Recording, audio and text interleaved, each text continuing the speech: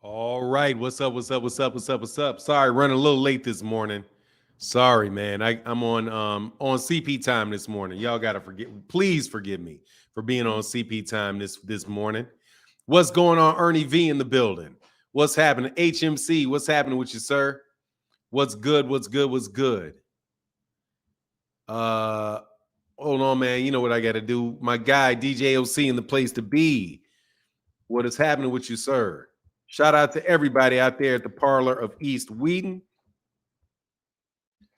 Y'all know y'all do your things. Make sure y'all subscribe to my guys for the best house music in the land. There you go. All right. Ernie V in the building. What's happening with you, man? HMC3, DJ OC in the place to be. Hey, man. Adrian Molina, thank you yesterday, man. Let me give you your gong for yesterday, brother. Thank you, man.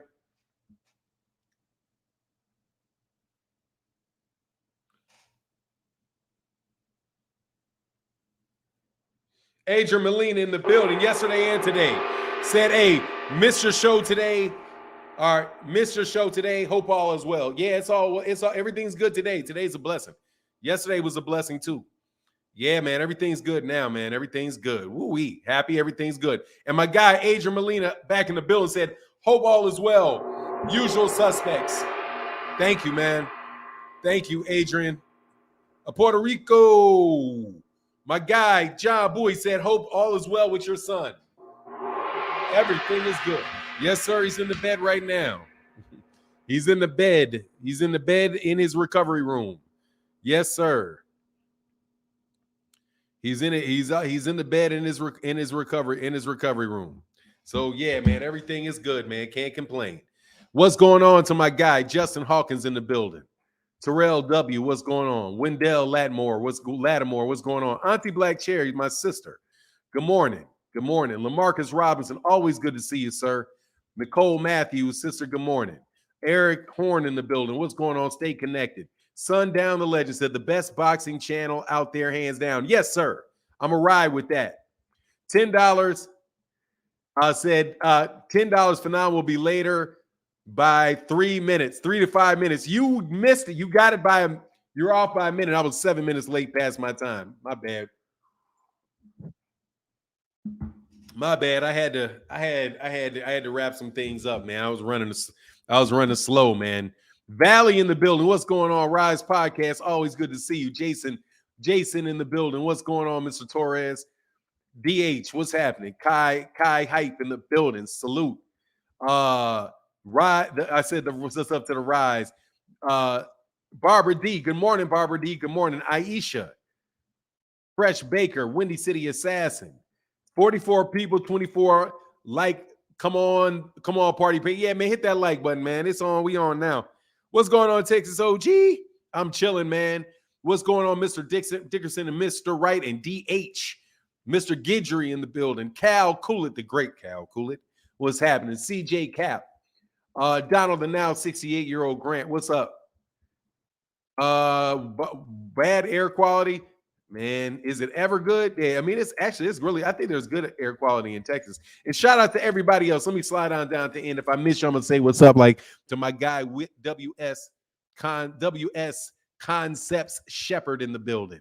What's going on, Truly Tony and DJ Moses and Terry King, Ernie V. Yes, sir.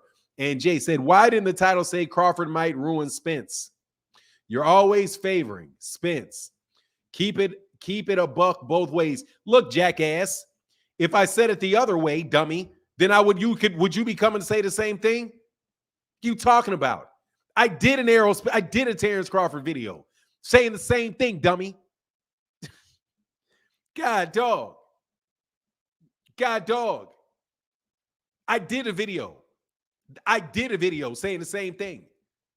I did it. How about you watch my videos? How about you actually watch my videos, clown? I did one. Man, I'm sorry, man. I really get tired. Why do you all just jump up here? Why does the title say that? The titles, let me tell you why the title says that. Because I felt like it. Because I felt like it. That's why I feel. That's why. Why won't you say Terence may ruin Errol? Because he won't. Because he won't. He will not ruin Errol. He will not. He may win the fight, but he will not ruin Errol. No chance.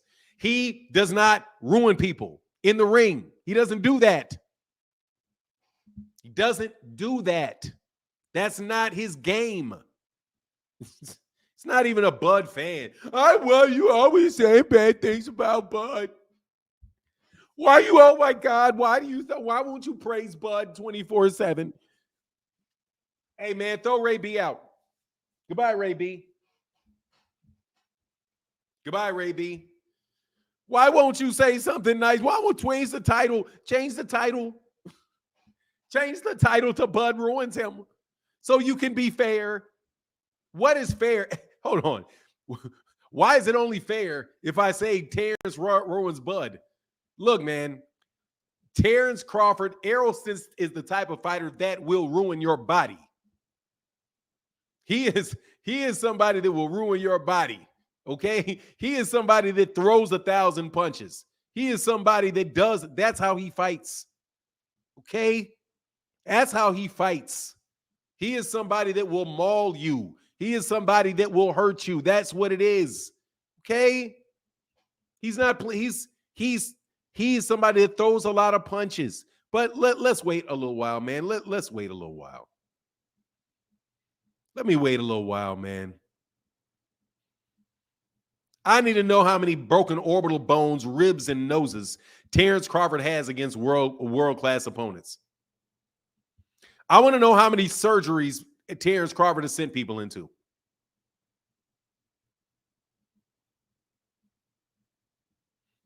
Errol rules. What are you talking about, Fran? I mean, I'm not going to read your name. Franny. What are you talking about? What are you talking about?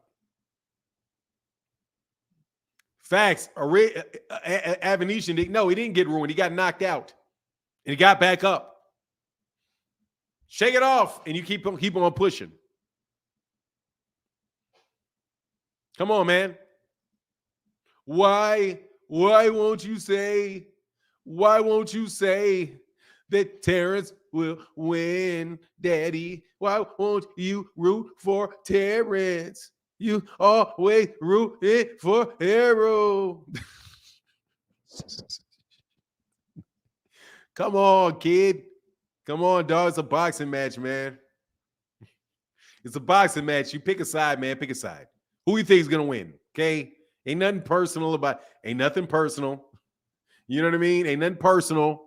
This is not, this isn't a trip to the ice cream store. Well, Terence didn't get no ice cream from you for nothing. You always giving the chocolate ice cream to Errol. You always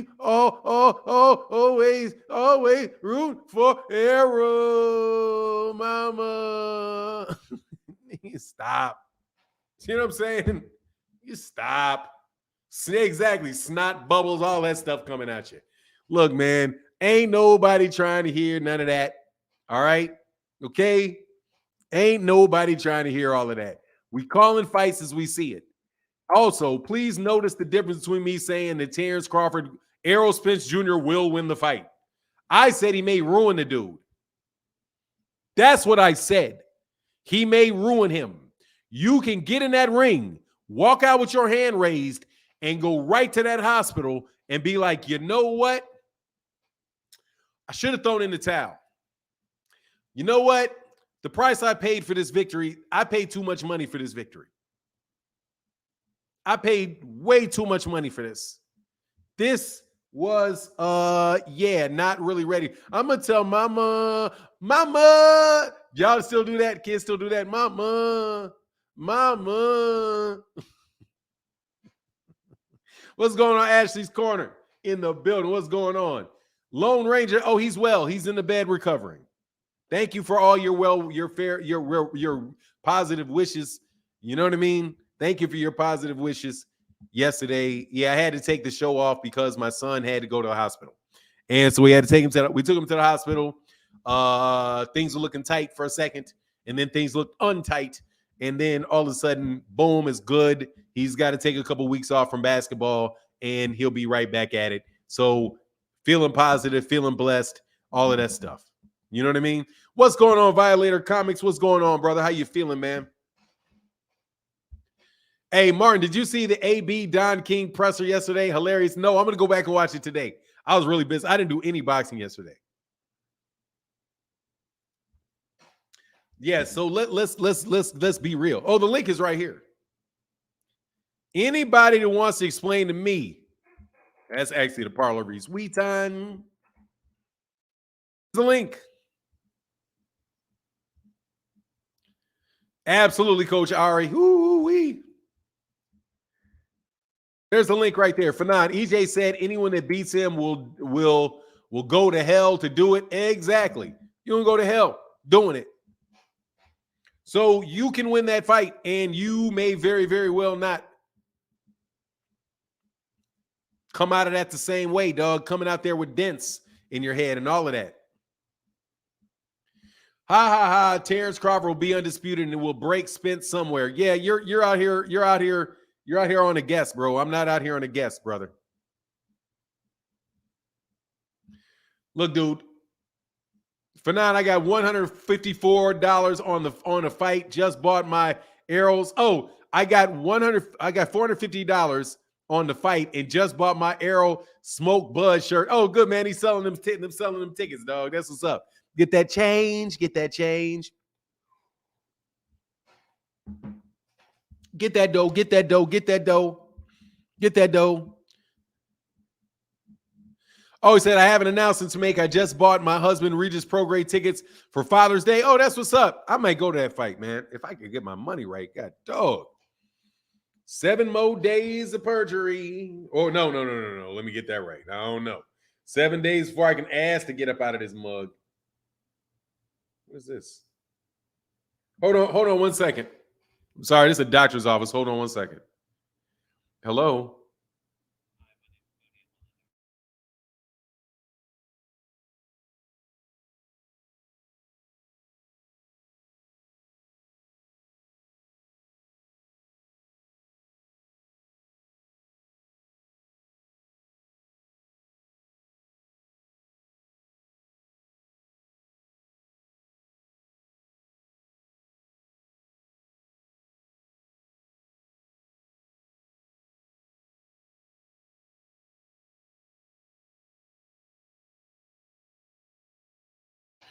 All right. Yeah. Okay. I emailed you the AB presser video. Funny. Okay, cool. That's what's up. I'll check it out. We will put a good word for you here, and we'll say we will put in a good word for your parole here and for good behavior. Thank you, man.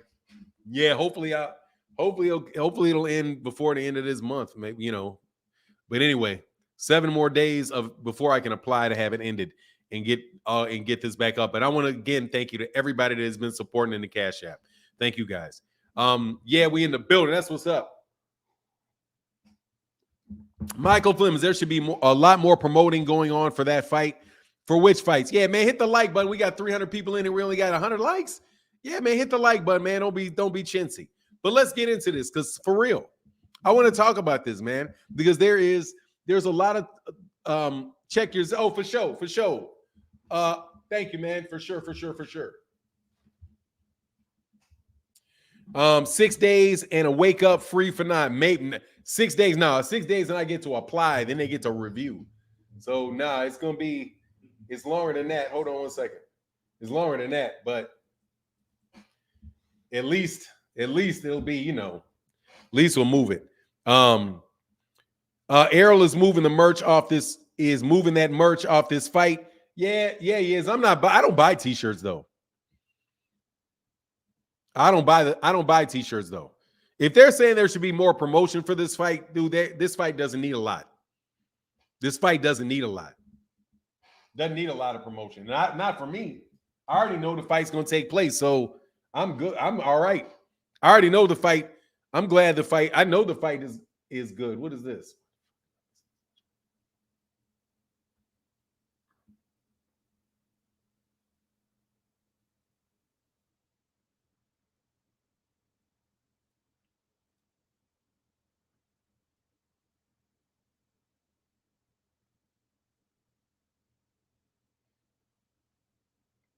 Um,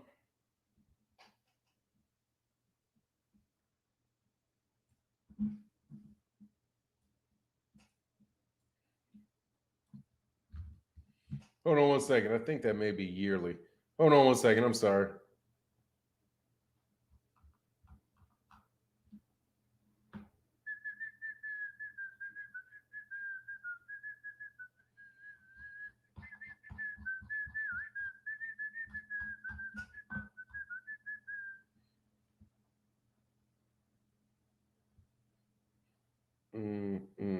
Okay. Hey, Violator Comics with that $5 holler, brother. Thank you, man. Thank you for that support, brother. Appreciate you, man. And Auntie Black Cherry back in that Cash App. Thank you so much, sister. Thank you for the $5 support. Thank you very much.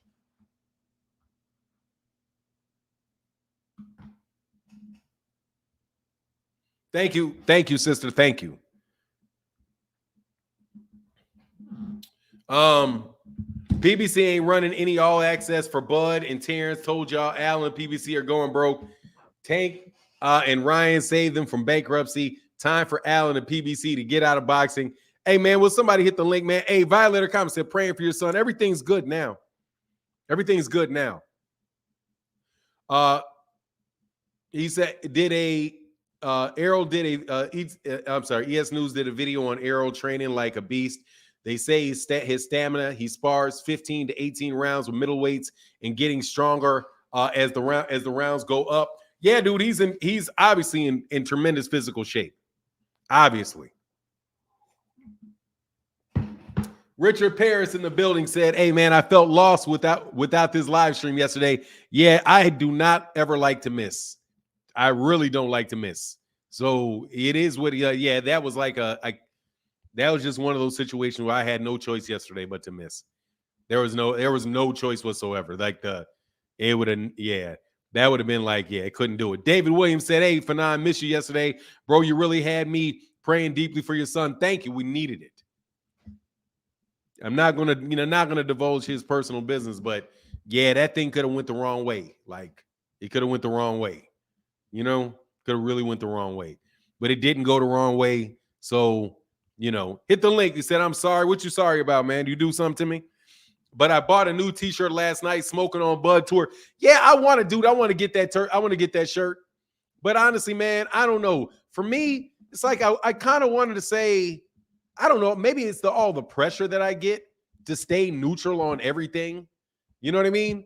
Where I don't want to be like, oh, I'm gonna wear an Errol Spence Jr. t-shirt. I don't like, I'll wear these. I wear my Muhammad Ali t-shirts, but I ain't never gonna wear no Bud t-shirt because his t-shirts are cheap. So I can't even buy that. I bought a Bud t-shirt. I've never bought an Errol t-shirt. So actually, I probably should go ahead and buy that one. You copped the first one. Hey, what's up, CG Cap? Said blessings to you and your family. Fanon, thank you, man. Balance is part of your brand, Fanon. Yeah, it's, I try not to. Look, I want to be able, I know that we need to talk boxing, bro.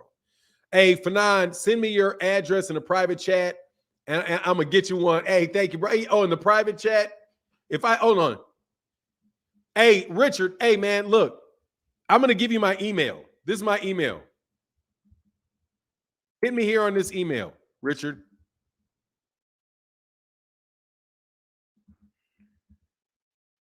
I can't put my address in a chat because somebody will jump on and take it. Fast as I can put it there. There'll be somebody else that'll click the link. There'll be somebody else that'll click the link and try to jump in and then take the information out of the private chat. Same email. That's the same. Yeah, same email for PayPal. Yes, sir. Same email for PayPal. Yeah, if you send me that, that's my personal email. They got the H Class Covidi, which is the channel email, but the Martin is my personal email. I check both the same though, so it really doesn't. You can send it to you can email me on either one. I actually probably will check the H Class Covidi one faster than I will the Martin Blackwell one. Exactly, be ringing my doorbell in a heartbeat, man. You know what I mean? Buzz t-shirts are cheap. They were cheap. I'm gonna tell you the truth. Them shits were cheap. His t-shirts were terribly cheap. Yes, I was pissed. I could see hey, look, man, first of all, I'm kind of chubby. All right, I'm trying to work on not being chubby, okay? But I'm not Oscar De La Hoya, man. I ain't trying to take no nitpicks through my shirt. Them shits was cheap as hell. I'm telling you the flat out truth. Buyer review. Man, them shirts were so damn cheap. I was like, man, you gotta be kidding me. I was amped. I got me a Bud t-shirt. I was like, okay, yeah. I got a Terence Bud Crawford. I bought two Terence Bud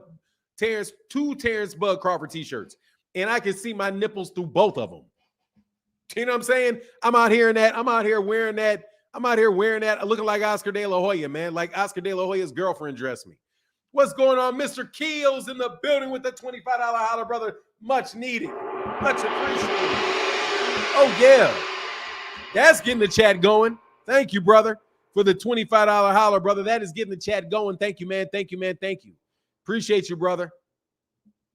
Heck yeah. Man, that shit, man, I was so mad. I ain't gonna lie, dog. I was mad. I was like, for real? I'm gonna buy this t-shirt. And you are going to give me something I can literally see through. Like, and look, I can see through both sides of it. It wasn't fit to be an undershirt. That shirt was so cheap. And I don't remember how much I paid for it. It's like $25 for the cheapest shirt I've ever, cheap. And then I got like 3XL, and I'm telling you, it fit my son. And my son weighed 150 pounds. You know what I'm saying? When you get something triple XL, it's supposed to hang off you. You know what I'm saying? No, dog, you triple XLs be on some lying. You on some lying. Derek, hey, Derek, thank you, brother. No, seriously, man, you set it off, man. Thank you. I appreciate you appreciating the content. Nah, dog, I'm trying to tell you, they look like Oscar. They look like it was chiffon or something. Like it was the cheapest. Cheap. I was pissed off. I can't lie. I won't lie to you. That's why I'm not about to buy his shirt. And I ain't bought none of these dudes' shirts since then. Because I was like, man, one more person does that to me, I'm going to be hot, bro. Oh, also, man, you know what? Can I tell you something? I got to do something real quick.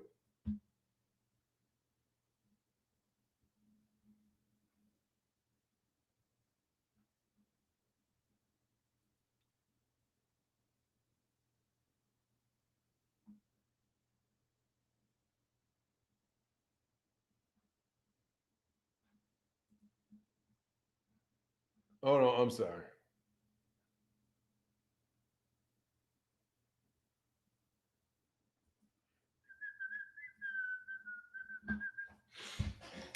Imagine how that Bud shirt fit Bo-Mac. Oh, man, ain't no way in the world Bud bought. They would actually make a real shirt for him. Ain't no way. Bud about to KO my guy Spence bet. All right, brother, I understand that. Hit the link.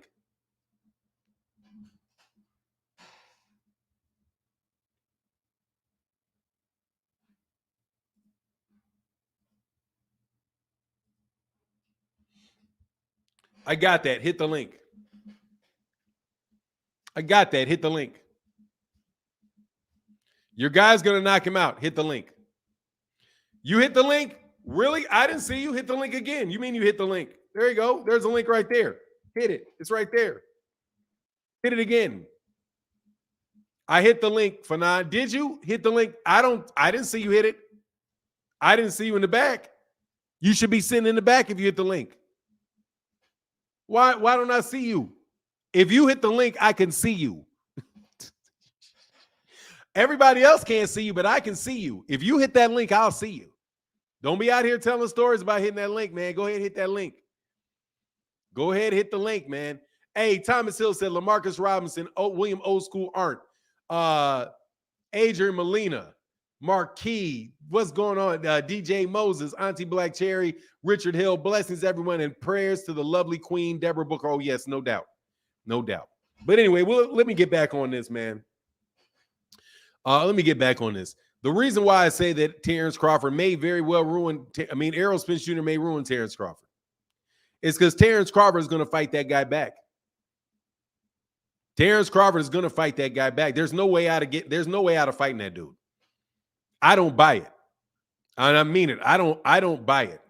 I don't buy that he's going to be slick. He's going to be landing jabs, shooting slick shots, giving him something to not. I don't believe it. I don't believe it. I believe that man is going to be on that guy's chest from the very beginning, and he is absolutely going to be battering on that dude's body. I don't see how Terence Crawford is going to get out of that. Not with the way that he fights. Now, if he was Deontay Wilder, then maybe. If he was Deontay Wilder, something like that, yeah. When he can really land something on you and just one punch knockout power, boom, you gone. Maybe.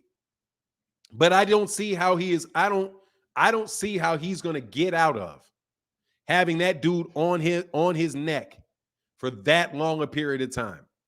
And I don't see a knockout coming. I just don't see it coming. And on top of it, he's been preparing for this guy. He's been preparing for him for over a year. Barber D said Errol is going to beat Terence Crawford's body up. Agreed. He's going to beat his head up too. He's going to beat his heads up too. Violator Comics in the building. See, Violator Comics could click the link. What's going on, man? Been a while, man. What's up, man? Man, I'm good, man. How are you? Man, damn. Hold on. Can you hear me, Fernand? I hear you perfectly well. How you doing, bro? I'm doing well, man. I can't complain about a thing, man. Life is good. Life is good. So, how are you? I'm doing great, man. Just sitting here working there. I was like, man, let me click on this link. Say what's up to Fernand. Got my little coffee mug drinking like you. I got Terence Crawford's keys to victory. Okay. That's it. That yeah, you got this. Man, who was that? What's the name of that character again? Thanos. Yeah, man, he's a Thanos. He need the Infinity Stones. All right, man. I gotta go. I just had to get on there and say that. All right, that's what's up, man. Hey, right. hey, thank you for letting this guy 13 win 3. Hey, I'm gonna get rid of you just for that long ass name I can't pronounce that I don't feel like reading every time. Thank you for letting people know that the link works. Yes, the link works. I got to do a click on it. All right, man. Get back with you, brother. All right, bye. All right, peace. Yeah, man. You see how the link works? Did you notice how the link works? Undercard said, I'm still waiting on my comic book. Hey, Porter didn't go through hell. EJ went through hell. Dude, hit the link or I'm throwing your ass out of here.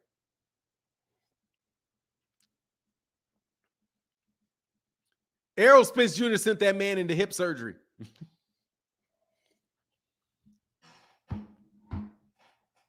Derek James had mentioned long before they have Crawford figured. I'm telling you, they have without a doubt have a game plan for him, and they've had a game plan. Where's the link? The link is right here. The link to Cash App is above if you like to support before you jump on, though. So you can always hit that link too, the one that's pinned to the top. So you ain't just wasting people's time. But if not, you're still free open to come on here and share your thoughts.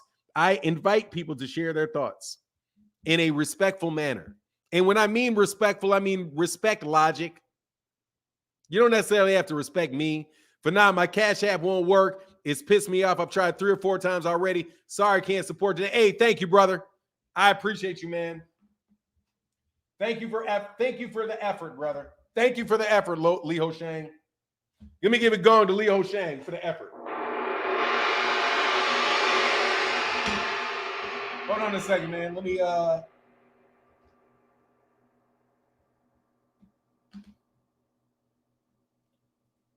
Ooh-wee.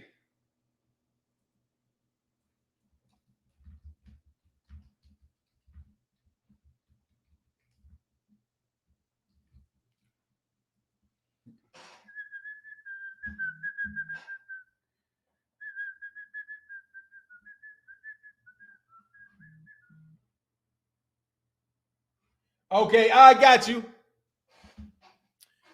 Jay Ritt, your device is not connected. I cannot let you on. Your device is not connected. You have to go in and go back out again because your device is not connected. But I did see you. Note, the link works. Hey, thank you. Hey, brother. Thank you, brother. We'll have 24 in the Cash App for supporting. Thank you, brother. Thank you, brother. Thank you for that, man. Thank you, sir. Said just supporting, man. It means a lot. Thank you for just supporting, man. Thank you for just supporting. Thank you for just supporting. That workout trailer from Spence yesterday was fire. He definitely ready for 154. That boy is a big boy. Hold on one second. Let me see if I can. Somebody asked me to do something.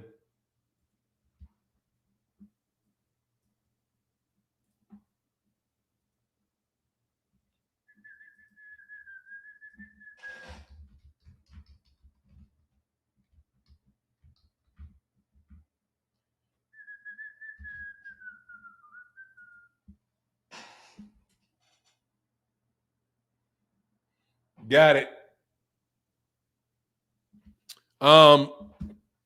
It's going to be trouble. I think that this is the first time we'll see Bud in the war, possibly discouraged. We'll see what they are both made of.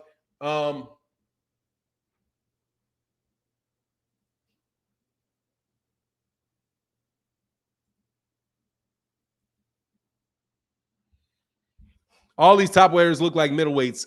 No, not well. They all are middleweights, strictly speaking.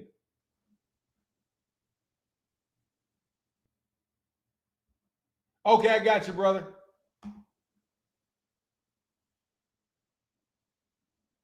Okay, I see. Hey, thanks, bro.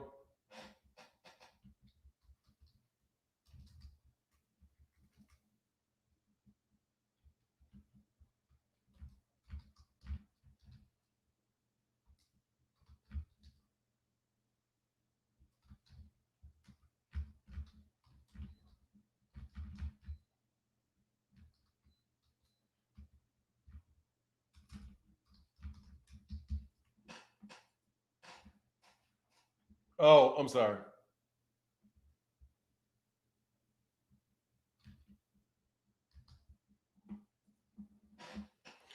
All right.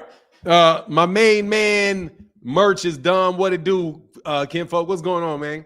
Merch is done, back in the building. And I think, but look, when I'm talking about this, I'm telling you, I'm not saying that Terence Crawford doesn't have a chance to win the fight. He does. What I'm saying is that this is going to be something that could very well wind up looking like Ruslan Provodnikov versus Timothy Bradley. Like except for you have a much better fighter than Ruslan Provodnikov. Okay, except for you have a lot better fighter than Ruslan Provodnikov and Errol Spence. There's guys that are going out there to ruin you. And I think Errol's going out there to ruin him. I think that's Errol's whole purpose in going in there is to ruin this guy. You're going to get hit with a lot of stuff, man. And Errol, and by the way, Errol is not somebody that is shy of clipping you on your hips. Like I'm going to tell you right now, how can you edit the cam and mic up? What do you mean? You're going to have to go into settings. Once you go into StreamYard, you got to go into settings. I don't know if you're on a laptop. I don't know. You have to figure that out, man. I right now, I can't debate with you and be your technical assistant at the same time. You know what I mean? You're going to have to figure that out. Go into settings. Go into settings, either on StreamYard or on your computer to go to settings and get your mic and set your mic up. There's also this really useful tool called Google where you can write that question in and you can figure it out. But if you're talking about edit the camera, like so that I don't see your face, you can just turn off the camera.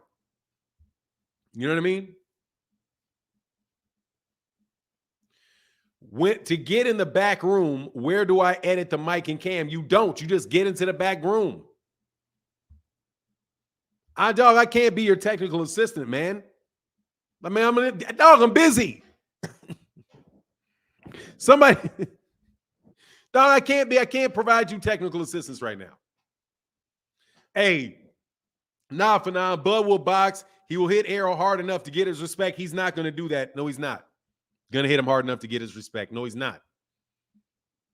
No, he's not, bro. He's not going to hit him hard enough to get his respect. You're hoping for that. Errol Spence Jr. is coming. He's coming at him, dog. And Errol will take steps back, though. Don't get me wrong. Errol will take steps back. As soon as Terence Crawford stops throwing them hands, like he starts throwing them hands, Errol's going to take a step back and box.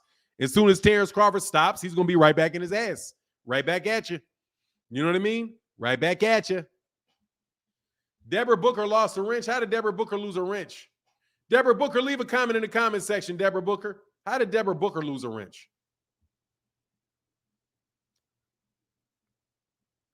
Hey, I can't help you, bro.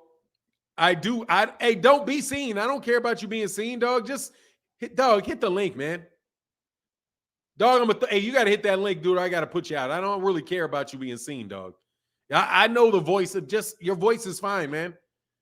Okay? But you're doing a lot, dog. You're doing a lot. Got a lot of demands, dog. Got a lot of demands. Deborah Booker, hit that.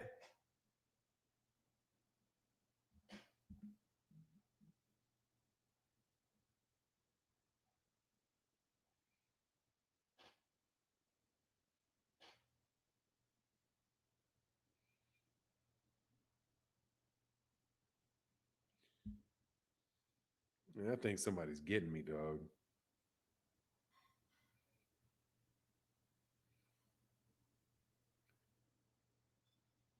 Oh, hold on one second.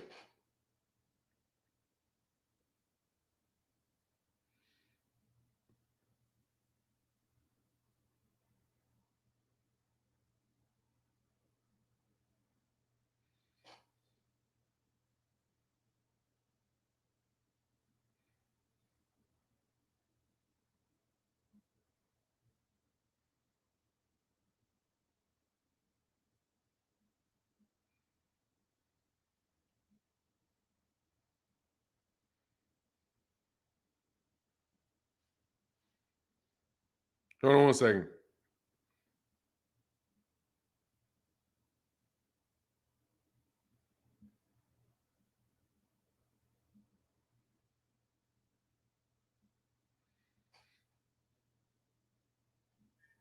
All right.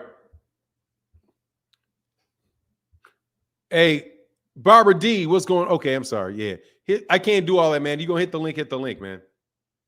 Yeah, she wouldn't have lost her wrench. Yeah, it's the same cornball stuff. Hello? I am on live right now. You call me?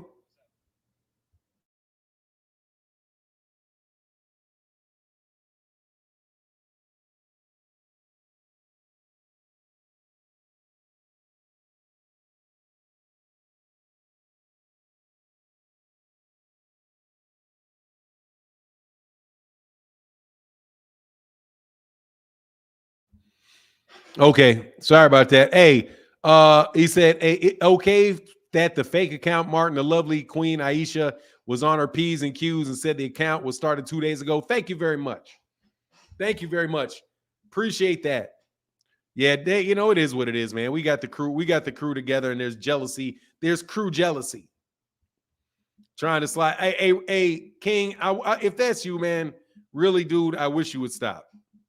Hey, Barbara Davis in the building said, hey, guys, $1 hit. Oh, and dolls, hit that like button. Absolutely, hit that like button. Hit that like button, hit that like button, hit that like button. Thank you for that $5 holler. And my guy, Mr. Grown 23 said, is Bud a top 10 ever? Is Bud a top 10 ever? If he stops Spence, no way. Hell no. No chance. Is he a top 10 fighter ever if he stops Errol Spence? No. And thank you again, Barbara Davis. Hey, thank you for that question. No, he is not. No, he's not. No, he's definitely not. No. A top 10 ever? No. Is Errol a top 10? Is Errol a top 5 ever if Errol stops Terence Crawford?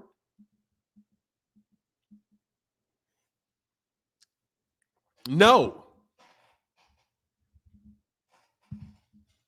No. How would I put him? I'm not putting him over Andre Ward. No.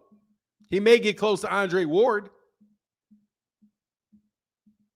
He may be near Andre Ward. Top 10 welterweight ever? Hell no. No. Hell no. No and hell no with that. It's not Sugar Ray Leonard. No. Not Sugar. He's not Sugar Ray Leonard, Sugar Ray Robinson. No. No. I'm not gonna do that until his career. No. And on top of it, dog, it ain't. If it happens, it happens. Wake me up when it happens.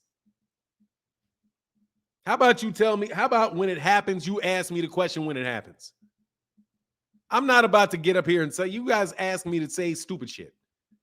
Is he going to be a top 10 ever if he knocks out Errol Spence Jr.? No. I don't. First of all, I don't know. Let's see the fight. Let's see it happen. If it happens, I mean, why would I put, dude, you know how many top 10 fighters ever is? You think he's Ali because he beats Errol Spence? No. I got you, brother. I got the email. I saw it. Hey, Richard Paris, I checked the email and I responded to you.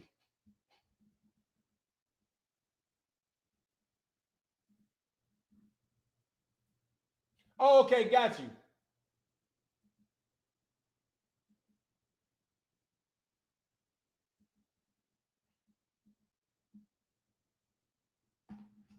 Wow, thank you, man. That's big, man. Thank you, man. Wow, that's big, man.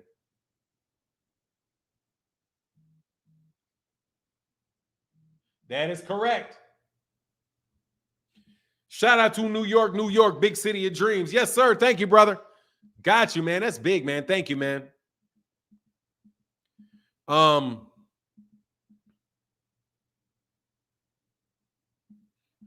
Hey, my guy, what's going on? Virgil Wembley in the building with the $5 holler, brother. Thank you, man. Much love in that Cash App, brother. Just showing support, man. Thank you for this. Thank you for the love in the Cash App, man. Thank you, man. Theodore Mays, thank you, man. Yeah, I am back, man. But hit the link. Yes, thank you for the well wishes and being back. Yeah, that was kind of painful yesterday. I can't lie. It was painful missing his live stream. I don't want to talk about whether or not Terence Crawford is, if he's not knocking out Errol Spence. I don't see that happening. So not only am I not thinking about that happening, I don't see that happening. I don't see, honestly, man, if Terence Crawford, if Sean Porter did not want to if Sean Porter, dad would have let him go, he would have made it through the fight. Maybe he knocks down Errol Spence Jr. Maybe. But I'm just not a big fan of this one-punch knock. That shit comes to an end. I'm telling you, man, that stuff comes to an end. You know, that shit comes to an end. Like, say, for example, cover your camera. What you talking about, cover my camera? Like, for example, man, that came to an end when he fought Isaac Cruz. Gervonta did not knock out Isaac Cruz. He may fight Isaac Cruz again and not knock out Isaac Cruz.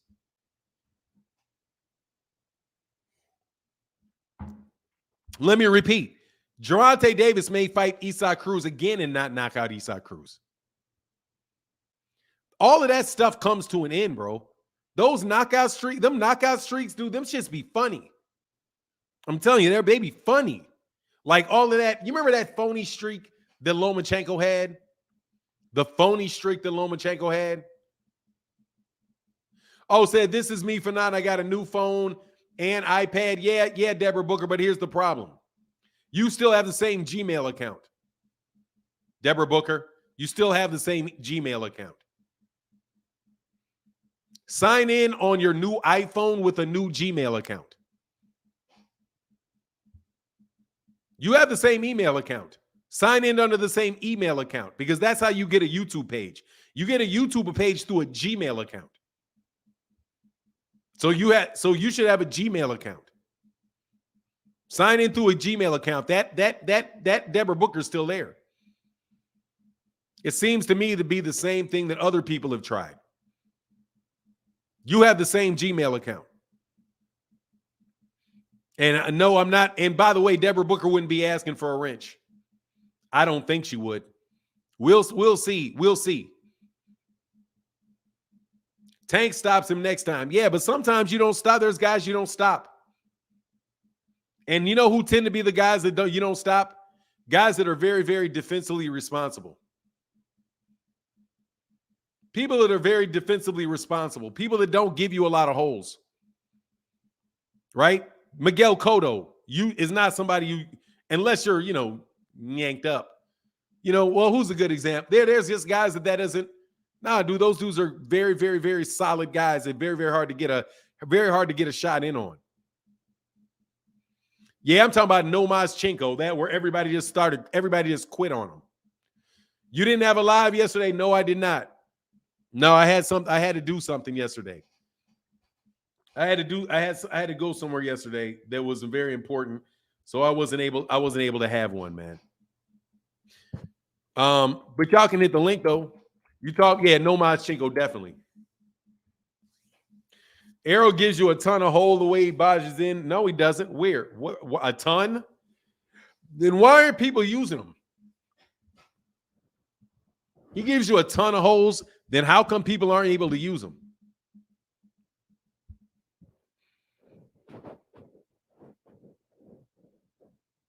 Hey, Richard Harris, put your Twitter in the chat, and I'll follow you on Twitter. Martin, glad to hear that all is well with your son, and many prayers for continued health, love, and prosperity. Thank you, brother. I appreciate you, man. Thank you. Crawford is definitely shows leaks. He'll be caught. Look, both these guys are going to get hit. I don't think that there's an issue with whether or not both of these guys are going to get hit. Both of them are going to get shots landed on them, without a doubt. David Avanesyan got hit a bunch. He didn't get hit. He didn't get knocked out with the first punches. And I'm telling you, man, them gloves make me think something that knockout's not coming. I don't believe them gloves, bro.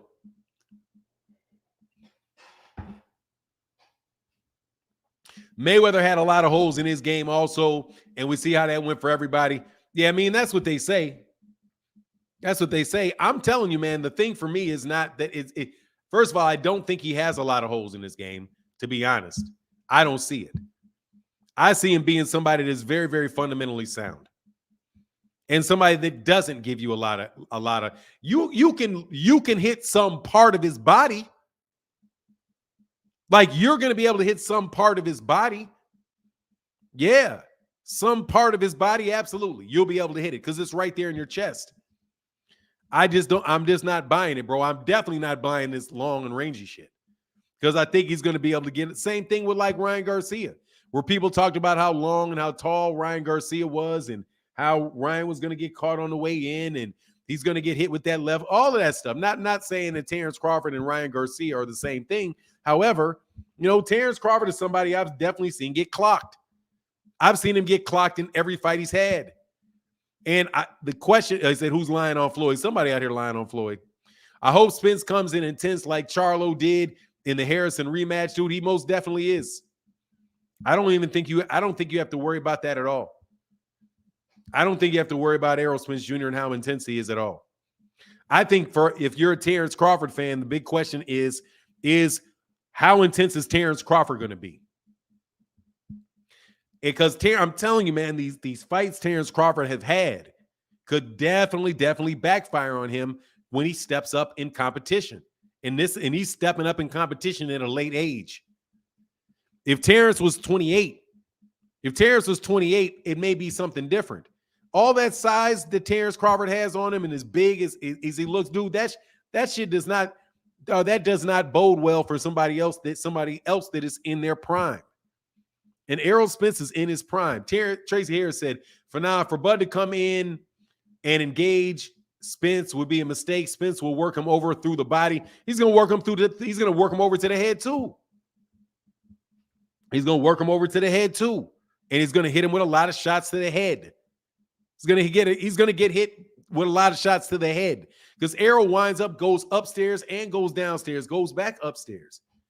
It's the wear and tear on that body it's gonna be the case. And if Terence Crawford presses up that gas early on, because he has to press that gas early on, and it's not a scenario where it's working with him.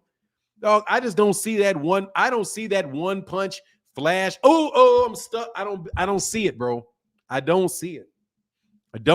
And on top of it, if it's not real, if those things do, how many put it this way? If those fights which look shady, not shady, but yeah, they look like, if the asterisks on those fighters, Errol's to Terence Crawford fight, are real, like Sean Porter really was washed up. Sean Porter really did go in there for the paycheck and really did, and his dad really did know, like, nah, you didn't really train right for this fight. Nah, you're not ready for this fight. And you know for sure, like David Avanesyan, dude, David Avanesyan is trash. David Avanesyan's fight is trash. And he's fighting, and Terence Crawford believes the hype, but it's really hype. If Terence believes the hype, but it's really hype, this guy ain't hype, man. This guy is not hype. This guy is coming at you, and he's coming at you responsibly. He's not coming in there willy-nilly. Yeah, Big Key said questionable. He's not coming in with his chin hanging out. He's not coming in with his chin hanging out. He's coming behind a jab. He's becoming behind a tight guard. He switches his guards a lot. By the way, he also switches his guards up. He's not fighting like this all the time. Even on the inside, he'll fight like this and shift like this and switch guards in the middle just to give you different looks in right when he's in front of you. Terence Crawford gonna have to guess, and you guess wrong. That's what I'm telling you. If he can't get that done, I don't. Though it could be very, very tough on him. Also, the way that they're acting differently in this training camp, the congratulatory press conferences, all of that stuff, dude. This is a guy that looks like he's towards the end of his career, and the fact that he didn't want that fight. They'll put an asterisk on Spence too. Spence does not have an asterisk on any of the fights that he has. None. Errol has no asterisk on it. Please let me know the asterisk. What is the asterisk fight that Errol Spence Jr. has? Enlighten me.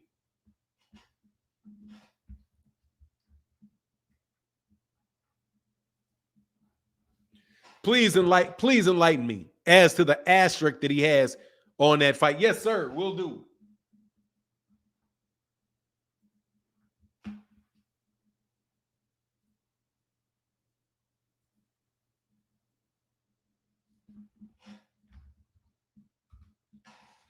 Richard Neal, please come on the link. I need to know.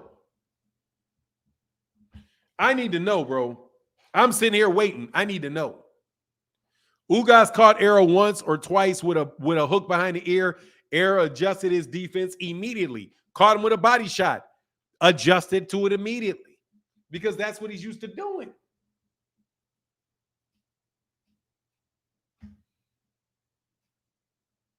Hey, much love to Violator Comics with that $3 holler in the Zelle. Thank you, brother.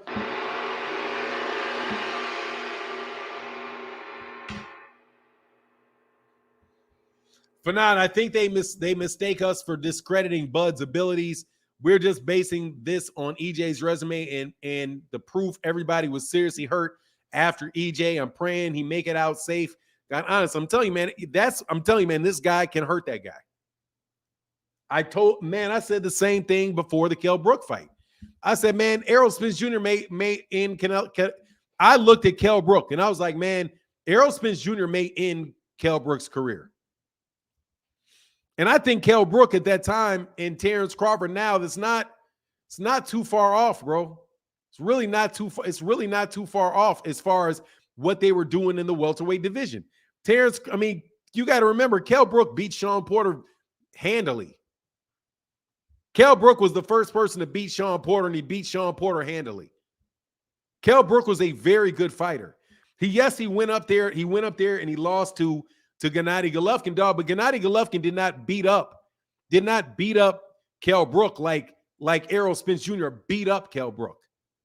And Kell Brook was landing shots. He was landing solid punches on Errol Spence Jr. But guess what? It didn't matter. It didn't matter. And Kell Brook's got pop. Kell Brook can punch. Kell Brook is not Kell Brook is somebody that has legitimate power at 147 pounds. Errol is a straight bruiser. Bud, win, lose or draw will not be the same after the fight. That's what I'm telling you, man. It's like she's gonna have to check whether it's worth it. If you can't one punch shot this dude, you're gonna have to decide whether it's worth it. And I already know Errol Spence Jr. is gonna keep going. I already know Errol's gonna keep going. You know what I mean? You know it. The question is, will Terence Crawford keep going when it's some situation where you're getting hit and you're getting beat on for the entire fight, and you actually have to go through that? Telling you. And the problem is, like Dwayne Williams said, it's a 50-50 fight, right? That's the problem. Because if they're going tooth and nail the whole time, what's going to happen? Then you're talking about will. You're talking about will. And you're talking about fighting style. Terence Crawford is not landing that many shots on Errol. He's just not going to do it. He's a big shot guy. He's a big shot guy. He's not a volume guy. He's not going to switch into a volume guy. If you get a guy up there like who's about volume? Like Pitbull Cruz is a volume guy. He's volume. And he's very defensively responsible. Defensively responsible. Definitely checking for that hook. Definitely checking for that hook. Definitely checking for that uppercut. Right? And Gervonta had to keep moving, get out of the way, shift, get out of the way. The difference is that Isaac Cruz doesn't have a jab. He doesn't have a jab to get himself in there, a consistent jab to get in there with. I'm telling you, man, it could get real ugly. It could get real ugly. AB is telling y'all what it is with Spence. Spence is stepping, and he will not stop. Dog, I'm telling you, he beat up Floyd Mayweather. You can say what you want. He beat up, it was a sparring match, but he beat up Floyd Mayweather. Now ain't no doubt. You download this. It's coming right at you. It's moving fast. Dude, he beat up Floyd when he was younger. Beat up Floyd. And the best you can hear is, oh man, yeah. But Terence Crawford, what did he say? Floyd hit him with something big, and they said, oh, Floyd had Errol out on his feet.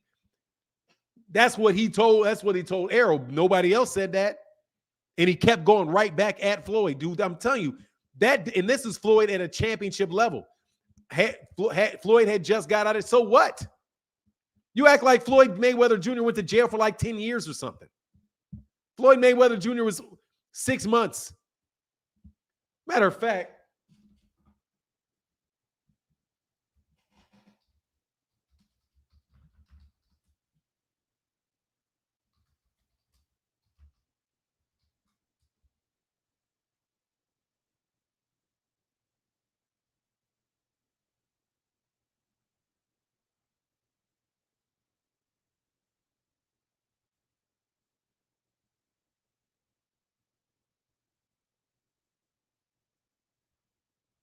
hold on.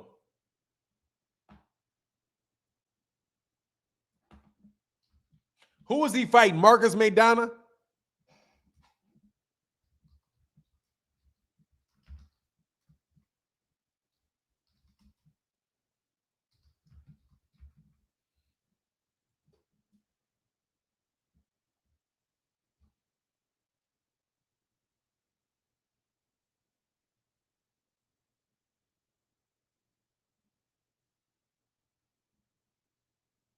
Or Miguel Cotto?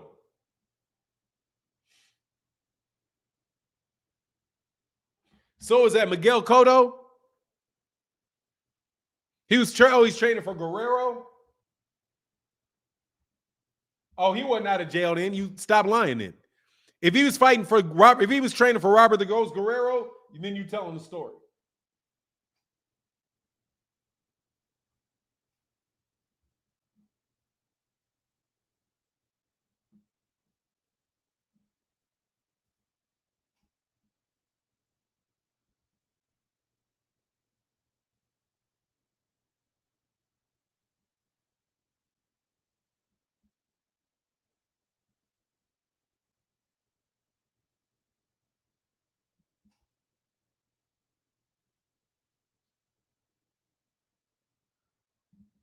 That was 8 months, bro.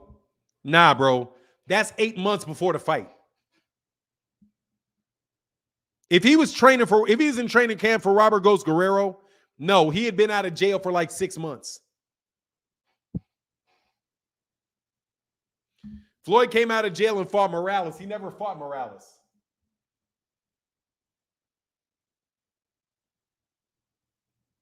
No, bro. He either fought Miguel Cotto, or he fought Robert the Ghost Guerrero. One or the other. If he was training for Robert the Ghost Guerrero, then stop that because he had already had a fight against Miguel Cotto since he got out of jail. What are you talking about? He got out of jail in August. Yeah, he got out of jail in August. He had fought in May, right? He had fought in June. He was out by August. He didn't fight Robert Guerrero to the following May. Cinco de Mayo of 2013.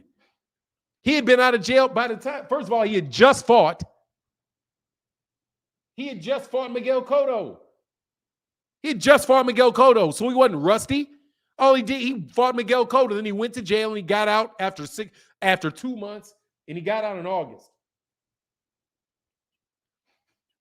That's 3 months. June, July, August. He was out in August. And then he didn't fight again until May. Why y'all lying? Why you making stuff up? That man was in training camp for a fight, and he had not been off. He fought right before he went to jail. He got out 60 days later, and he didn't fight for another 8 months. And you know full well that he didn't start training for Robert the Ghost Guerrero until March. Man, stop, bro. And plus, he's a veteran by that time. Errol Spence is taking more time off than that.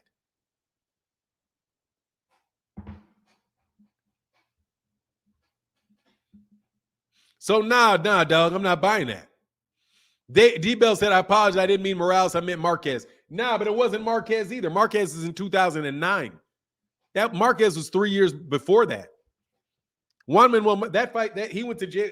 He fought Juan Manuel Marquez 3 months before that. So nah, man, that's inaccurate, partners. Partners and partneresses. That is what you call inaccurate. Again, hey man, thank you to everybody that supported in the Cash App today. Really does make a difference. So thank you very, very much for your support. Compare jail release dates to date he sparred Errol. No, I'm not going to waste my time with all of that. It's been, I don't want to get on to TJ Sadler, but stop making these. I don't know why you're saying what you're saying. Yeah, they're mistaken. You're right. It was only 3 months. He was 2 months. He was released after 60 days of 90 days. 60 days. Why are you trying to make excuses for the man, dog? He was in training camp. Oh, he was in jail. How many things, man? That man can sit down for 8 weeks. You kidding me? 8 weeks. 8 weeks. Man, you miss more than 8. Let me tell you, you miss more than 8 weeks. You'll miss more off 8 weeks off of a torn meniscus in your knee. You'll miss more time off of a torn meniscus than 8 weeks. That's 2 months. 8 weeks? Come on, man. You act like this man was out a year and a half. You act like he did you act like he was in prison like he did Mike Tyson time. You know what I mean? You act like he was behind there for like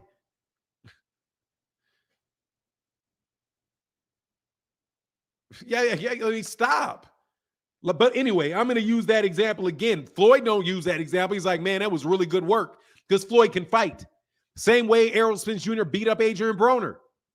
Before any quiet is kept, the person that ruined Adrian Broner's career was Errol Spence.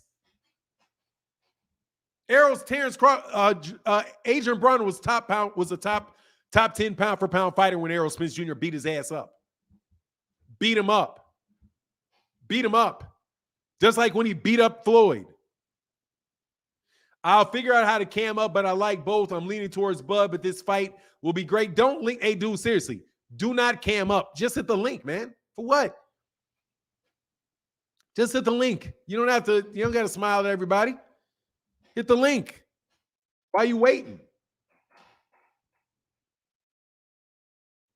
You know what I'm saying? You can work out in jail too, man. Look, dude, it's 8 weeks. Probably for him, it's a rest of his body. If anything, for him, it's restful. 2 months of relaxation for a guy that trains and has been a professional his entire life is good for his body. The 2 months rest, 8 weeks off. 8 weeks off. Yeah, your device is still not connected. Disconnect your camera, man. Now you can't. Yeah, you're out of there, man. You can't. I don't know how that works. That never happens for me. Anytime it was sparring, I've seen good fighters beat world champions spar. Anything it was sparring, I've seen good fighters beat world champions in sparring. Dog, you've not seen a lot of people beating up Floyd Mayweather in sparring. Nah, you've not. Nah.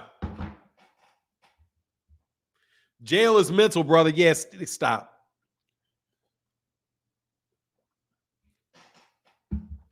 Stop with all of that, brother. He's a boxer, man. There's a bunch of people in jail, came out of jail killing people boxing.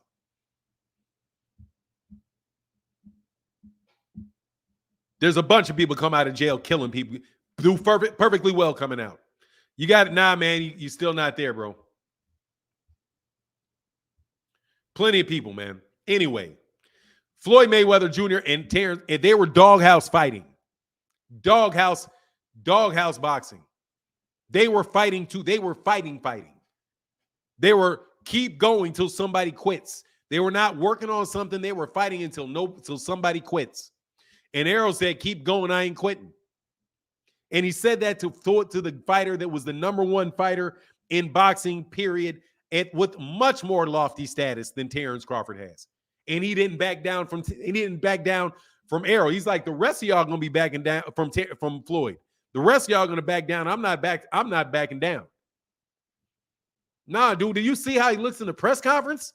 Like in the interviews between the two of them? Dude, this is the dude that looks like the guy that's hungry. Errol's hungry. Errol acts like he's hungry. Terence Crawford already acts like he made it. You got a hungry fighter, and you got a fighter that is talking like he made it. And I'm telling you, man, when a guy is brutalizing, like, no, this is my fight, this is my career, this is the one for me, this is what I've been working up for, this is it. Versus somebody that thinks that,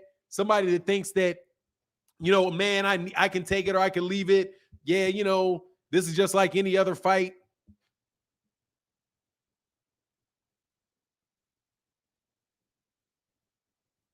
Okay, that's fine. 13 WN, yeah, that's fine. Crawford talking like he retired already. I'm telling you. This guy's going in there to hurt you, Terence. Bob Arum said Bud isn't mentally ready for a Spence fight. Nah, he said that his mind didn't seem like it was right a while ago. You know?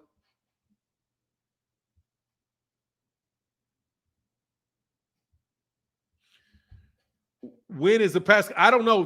Terence Crawford said it was going to be this week, but obviously it's not this week because it's Wednesday.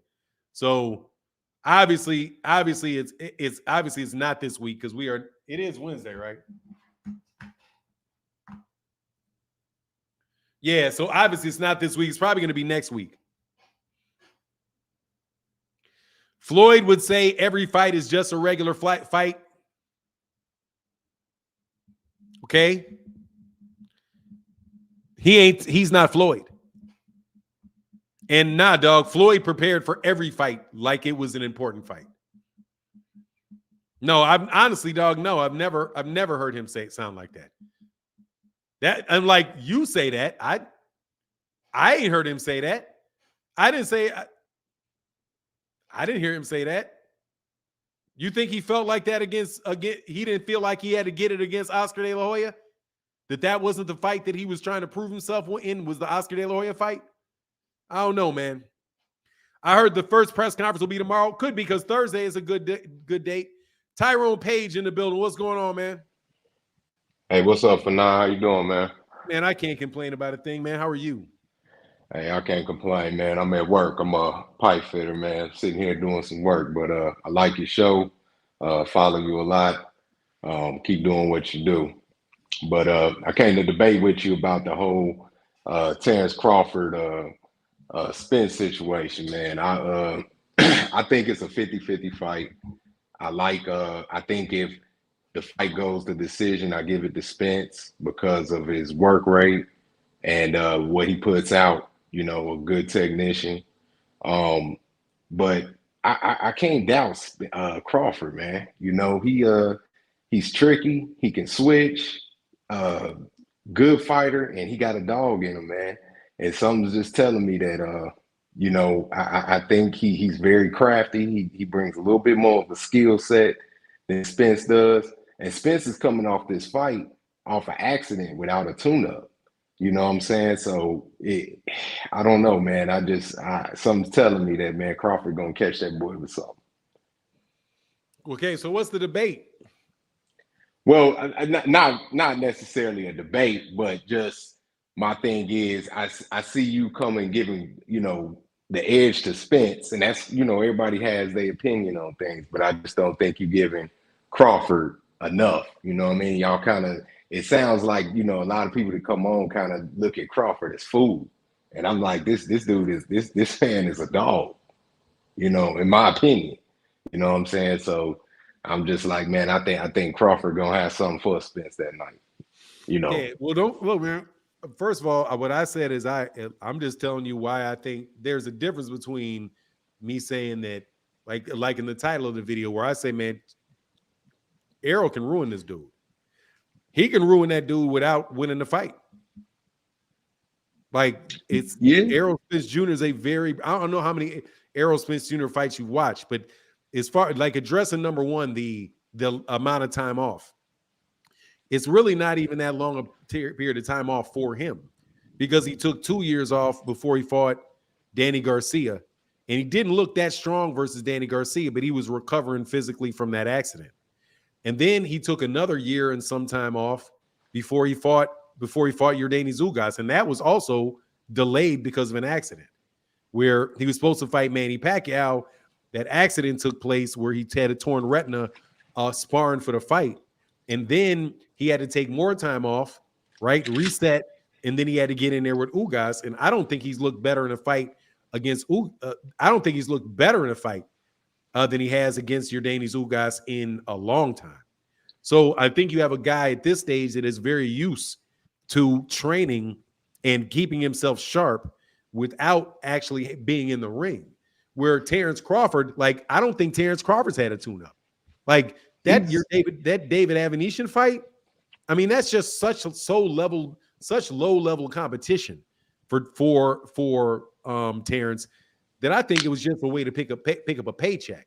Now, say if his last fight had been against Sean Porter, even if it was just that same Sean Porter fight, then I think okay, he would have had more of a tune-up, more of a fight where he was going to have to see some things coming that he was going to have to worry about against Sean Porter. But against David Avenetian, like, that would have been like, you know, would Errol Spence be any better off if he had fought, like Yuriokas Gamboa, right? Like, he said, okay, Yuriokas Gamboa wants to come up to 147 and put him in there with Yuriokas Gamboa. That's kind of like one of those fights that, I don't know, you know who Jose Benavidez is? Yeah, David Benavidez's brother. Yeah. He had a couple fights before he fought Terence, and he's like, he was on a win streak, or like Terence Crawford says about Kell Brook and the win streak Kell Brook was on. Dude, Kell Brook wasn't on no win streak with anybody who was preparing him to. It was in there with somebody he could win a fight against, but it was against such a low level competition that that doesn't tell you anything about what or prepare you in any way to get in the ring with Terence Crawford. So, but again, I'm not disagreeing that Terence Crawford has a chance to win the fight or that he's an excellent fighter. I'm just looking at the style of the fight and saying, look, if Terence Crawford doesn't catch him with something big and isn't able to slip shots with all Errol, and it is a fight that, if it's truly a 50-50 fight that's going to go 12 rounds, Terence Crawford may walk out of that ring, dog, with a lot of bodily punishment on him, because Errol is not the type of dude that is going in there to outbox you. You know, like not in that way. He's going in there to really cause a lot of damage on you, you know? Right. That's true. He is, he's a high volume puncher and he hits heavy. But, on the counter, I see Terence is patient. He sets his shots up and he's a great counter puncher. And and the man is very good at figuring you out too. Usually he has your style and your timing down by the 6th round. And that's when I'm saying he can start to, once I want to see how Spence reacts to him switching when he switches and he figures your style out and he figures your timing out. Spence throws a lot of punches, and we both know, in boxing, when you throw a lot of punches, you leave yourself you're open at times, and all I'm saying is he could get set up for a counter. And Terence is good with stuff like that. So but look, see, that's my point. Hey, by the way, the guy that was trying to get in, I saw you, dude. You were in. The guy, that's my point. He's very patient. He's used to being patient. He's used to taking his time. Errol's not giving him time. That's not a time. That's what I'm saying. I'm saying Terence likes to fight like that. But if somebody's in your chest and he's throwing jabs at you constantly and he's pressuring you constantly, you don't have time to figure that out. You got a guy that is in. There's another thing. That dude is so basic, so fundamentally sound. There's nothing really to figure out. Like, the question is can you take advantage of holes that are not real, that where a guy that is always in position to hit you, a guy that is very, very, hey, dog, seriously, 13 win, dude. If you don't go back and hit the same link that I already put in there for you, you are making me work double, triple time just to get you on here, man. The link, go back to the link you clicked last time. Anyway, but I appreciate where you're coming from, bro. I definitely see your point. Oh yeah, no doubt, man. And again, it remains to be seen. I can't wait till July 29th. But anyway, man, salute to you, OG. Keep doing your thing. Appreciate your show, man. You get me through work. Hey, thank you for being a good team bud conversation, dog. I appreciate that, man. No doubt. And come back, brother. I appreciate you. And again, I just want to say, ain't nothing wrong with the way you're thinking. Ain't nothing wrong with the way that you're thinking. And there's a lot of people that think that way. And that's me and you. We talking about subjectives. You know what I mean? Right. And that's what makes the boxing conversation fun, man. So thank you, Mr. Page. Appreciate you. Yes, sir. I'm going. All right. All right, brother. Peace. All right, I'm gonna put the link. Somebody put the link in there again. Thank you, man, because I can't keep doing that, dog. To Mr. Hunter in the building. Hold on one second, Mr. Hunter.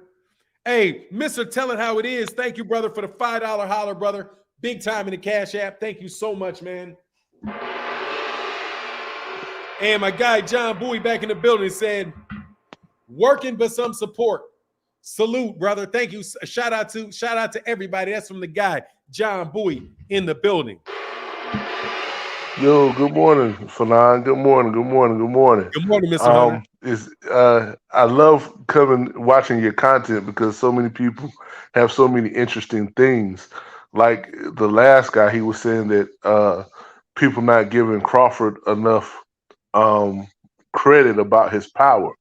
One thing I think that's interesting, I told somebody the other day that if it ends early, it's a Crawford fight. Because I don't think Crawford is able to change his style to outpoint Errol. I don't think that's happening. I don't think he's gonna come and become a massive output fighter this fight after age 35. I don't think that's happening. So he's going to have to try to sit down and hurt Errol earlier than later. Here's my second point, and I said it before, and I'm going to say it again. There has to be something made about the competition and about the stage that you're on. People don't understand. Crawford has never fought on this stage. He is a great fighter, but there's something to be said about fighting on a stage like he's about to be on at the T-Mobile Arena. He's never had that type of atmosphere. Yes, he has been unified. He's been undisputed at 140, but he's never faced this type of pressure. Granted, people say, well, everybody overestimates Errol's opponents, but what Errol has done, he has never done that typical thing. I'm going to fight a good fight, but just to stay busy, I'm going to fight somebody that I know I'm going to beat. In Errol's last, he might have been favorite, but ever since Kell Brook, he has faced the possibility of losing that fight. And I asked somebody this one time, and nobody's ever been able to, and maybe you can answer it for me, Fanon. Has Crawford fought anybody with the pedigree of Mikey Garcia? With Mikey? No. He hasn't. No. And when Errol has fought those big fights, because you have to think, when Errol fought Mikey, he was not the favorite. That's where the beef stemmed with him and all the other big time fighters. Remember what Sugar Ray said? I'm picking Mikey because it's Mikey. Errol has been in those predicaments. Was the favorite. I don't think people were that crazy. I do think Errol, for the gist of it, for the most part, was the favorite, like the betting favorite. I think he was. Yeah, Errol has been in those predicaments. He's been in the predicaments where he had to show and prove. He's been in predicaments where he had to try to do something that hasn't been done. When he came after that accident and had to fight Danny, that he was in a predicament where it had to be done. He was not physically in the condition to fight fights like he usually did. He had to be more patient. He had to try to out-counter Danny. He's been in certain positions that Crawford, from a career standpoint, has not been in. And I think that is what I think is going to make the fight. Crawford just hasn't been in those positions. And my last thing, I watched one of your videos and how you were defending Floyd about protecting the O. I think what a lot of people don't realize, and then I'm going to have to jump off, is that Floyd did not so much protect his O. What Floyd did, he understood the business of boxing. If you look at Floyd's earlier careers, yes, Floyd did things that these other boxers would not do to try, quote unquote. He fought De La Hoya at middleweight. The end of Floyd's career, other than Pacquiao, he was not fighting traditional welterweights. Floyd did things to create a brand and a name for himself to sell fights that these other fighters just keep getting enamored. They're not understanding the business of boxing. And I think, like I said, I think that's one of Crawford's biggest things. He feels like, hey, I got belts, so that means I'm a name. Haney, the same thing. I got belts. No, because you have belts don't make you a name. You have to fight fighters to put yourself in position to sell fights. And if I don't care how many belts you get, if you don't fight the fighters to put you in position to sell fights, your legacy will suffer.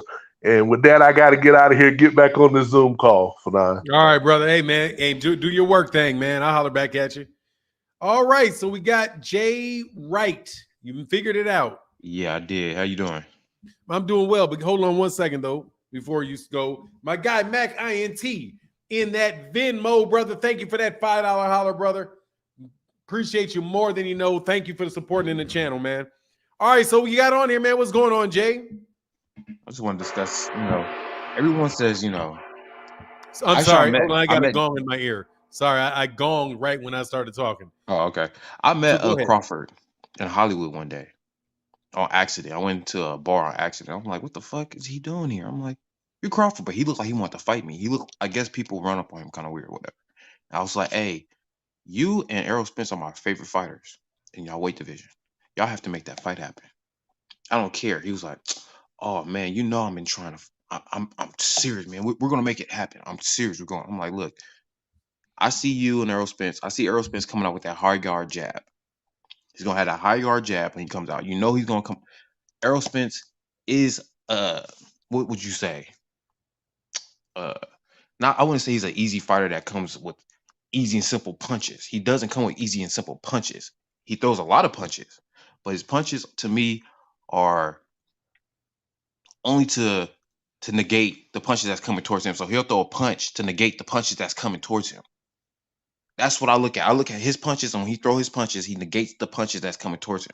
That's why he throws a high volume of punches. He was, to me, I used to do body. I used to go body all the time with people. You know how you fight and you go body, you throw punches directly to the body. I think he was that type of person before he became a boxer. He was good at it.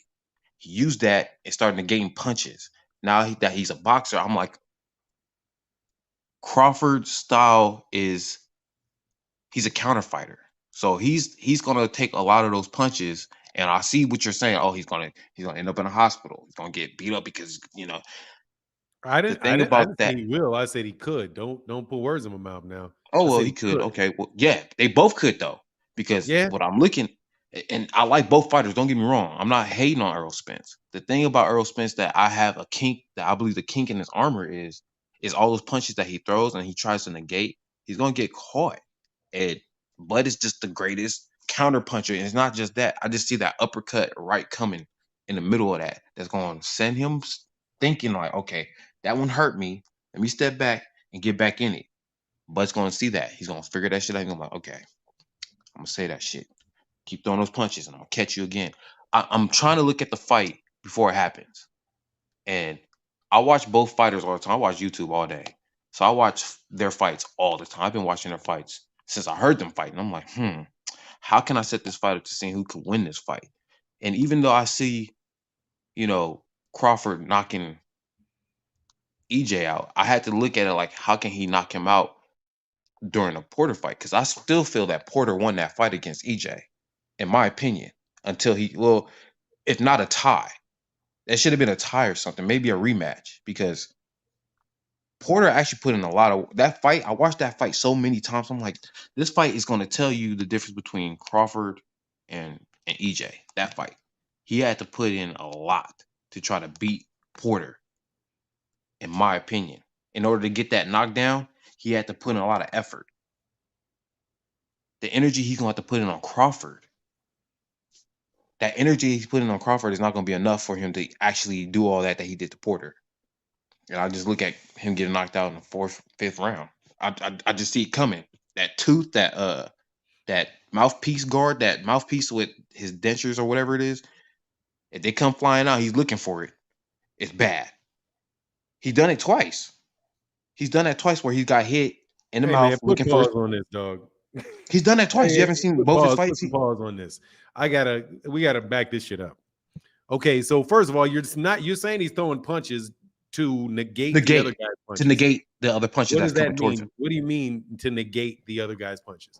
When you negate it, to keep him from punching? No, not keep them from punching, but the punches that's coming towards him is like he's taking away those punches, as in him throwing a punch when they're throwing punches in between punches. You don't think he's throwing them to hurt him? You don't think he's trying to hit the dude to hurt him? That's not what I'm saying. When I say negate, obviously that's not what you're saying. That's what I'm asking. Listen, when I say negate, the punches that's coming towards him. You said negate like 15 times. Yeah. Please use another word besides negate. So I know what you. Well, let's say block the other person's punches from hitting him while he's throwing punches at them. So he's throwing many punches. Listen, you think he's throwing punches to block punches? No, it's not blocking. I would say that. Like, okay, he throws punches to block punches. I'm saying he's throwing punches while they're throwing punches to negate them from hitting him, while he's also hitting them. When you look at Errol Spence, okay, the Mikey Garcia fight, for example. Dude, you keep saying the same thing over again. Look, you're telling me that the reason he is throwing punches, so many punches, is so that the other guy won't punch him. Exactly. Look at Mikey Garcia. Mikey Garcia's what he had? What was he? 35 with 30 KOs. He didn't throw a punch back. You know why? All those punches was negating the punch that he was coming. He couldn't do anything. He shut him down. He had no way of throwing any punch throughout the whole fight. He just stood there and watched him throw punches the whole time. So he you couldn't throw a punch because every punch. Even if you look at the Ugas fight, even though Ugas was throwing good punches. I understand, dog. You got to put a pause on it, brother. Okay? You explained it. I understand it. Now let me respond to it. I understand what you're saying. Okay? You're now saying, because I want to know what negate meant, what you meant by negate. So now that I know what you mean by negate, I think that shit's ridiculous. I think he's throwing punches to hurt the other guy. Primarily, he is jabbing him in the face to hurt him. Errol Spence got the best jab to me in mostly boxing. Stop cutting me off, man. I'll let you explain that shit for like 5-6 minutes. Dude, you're telling me that the punches are hurting the guy. That's why they're not throwing punches back, because they're getting hurt. He's not just throwing punches. He said, well, I'm not going to throw a punch until he starts punching. No, Mikey Garcia is a counter puncher. Mikey Garcia is one of the best counter punchers in boxing. Your Danny Zugas is one of the best counter punchers in boxing. Danny Garcia is one of the best counter punchers in boxing. The problem was it didn't keep them from throwing punches. The reason Mikey Garcia couldn't throw any punches because first of all, he was getting boxed and he was getting jabbed. A jab is the closest hand that you got to somebody. So he's throwing a jab and the guy could not counter off the jab. And when you counter off the jab, he slipped underneath you kind of come over the top of the jab. He's bumping chests with you and he's hitting you. He's not just throwing punches just so the guy will keep his hands at home. That may be something, that may be one of the things related to it, but you think that that's not going to work with Terence? You think he's going to throw? Will Terence be able to throw punches, but Mikey Garcia can't throw punches back? What makes Terence different? If just throwing punches means you're not going to punch back, and that's the only reason, because it's all these punches, so I won't punch back. What's the difference with Terence and Mikey? What's the difference? The difference is they both have high KOs. And Mikey, to me, even though he has high KOs, he didn't have the fight. Pause. You just said the difference is they both have high KOs. That's the same thing. That's a similarity. Let me finish before you put me on mute. Just let me finish this. They both have high KOs, but the difference between them is Mikey doesn't have a good way of switching and taking away a jab. He can't take that jab away. And that's what I look at Crawford. He's going to time that jab when it comes in. He's going to look at him. I'm already looking at it. Spence is coming out with that jab high guard. He's going to throw that jab. To what? To take away his jab. Who? Crawford? Yeah, he's going to switch to what to take away a jab? From what to what? Which jab? Which southpaw? I don't know which. To be honest, I don't know what he will come out in. I don't even know. He might just. That's my point. How are you going to take away a jab when what I'm saying is, what person has he ever fought? No, don't change to ask me who else did he ever fought. We're going to talk about this specific thing that you said. That man said, let me finish. Mikey Garcia is an orthodox. Mikey's orthodox. Yeah, but he's not. So his hands already there to take away the jab. His hands already there to take away. Mikey doesn't have that. He doesn't have that timing like Crawford does. He doesn't have that patience. He doesn't have that hand to take away that. Mikey Garcia got one. He's a Hall of Fame fighter. He can tell you this much. Mikey Garcia fought Crawford. Crawford would KO that nigga right away. This is in that one. I don't want to use Mikey Garcia. I'm just saying Mikey Garcia couldn't do anything because he had the hands to do anything. Dude, what I'm saying is, you're gonna talk boxing. You told me that Terence Crawford is gonna switch to something to take away the jab, and you don't even know what he's gonna switch to. He's probably gonna come orthodox, but he could switch to southpaw. But the point is, he could do that. My point is, if you know what I'm saying, if you know he's gonna come and try to take away that jab orthodox, and you know he's going to take away that jab. He's going to take away that jab. He's going to take away that jab. That's the first thing he's going to do. That's the first thing he's going to do. I don't know that. I do Okay. not know that. I do not know that he's going to take that man's Why? jab So you away. telling me that that's not what Crawford does? He doesn't take away people's greatest attributes? He switches away a jab on an orthodox by going southpaw. That's No, he how he takes takes away the their jab attributes, away. though. He takes Let me away be everything very that clear, they. because unlike you, who've been wasting a lot of my time, I know exactly what Terence Crawford did to take away people's jab. He changed from the orthodox when he gets jabbed to the southpaw, which That's when he's a ready to southpaw KO. stance, But he which stay allows him. orthodox to keep Excuse that me. jab and his hand in that jab to keep that jab, regardless of the jab. I mean, regardless of whoever. Terence Crawford specifically takes away people's jab by changing from orthodox to southpaw, which allows him to keep his right hand After he right sets the in front timing of up. right in front of After the the timing is left set. hand of the other guy. So therefore, he can knock the jab down the same way that Gervonta Davis takes away jabs, by pawing and catching the jab. Exactly, but you know, EJ throws volume. I'm just saying from my perspective in the first round, he's going to take away that jab.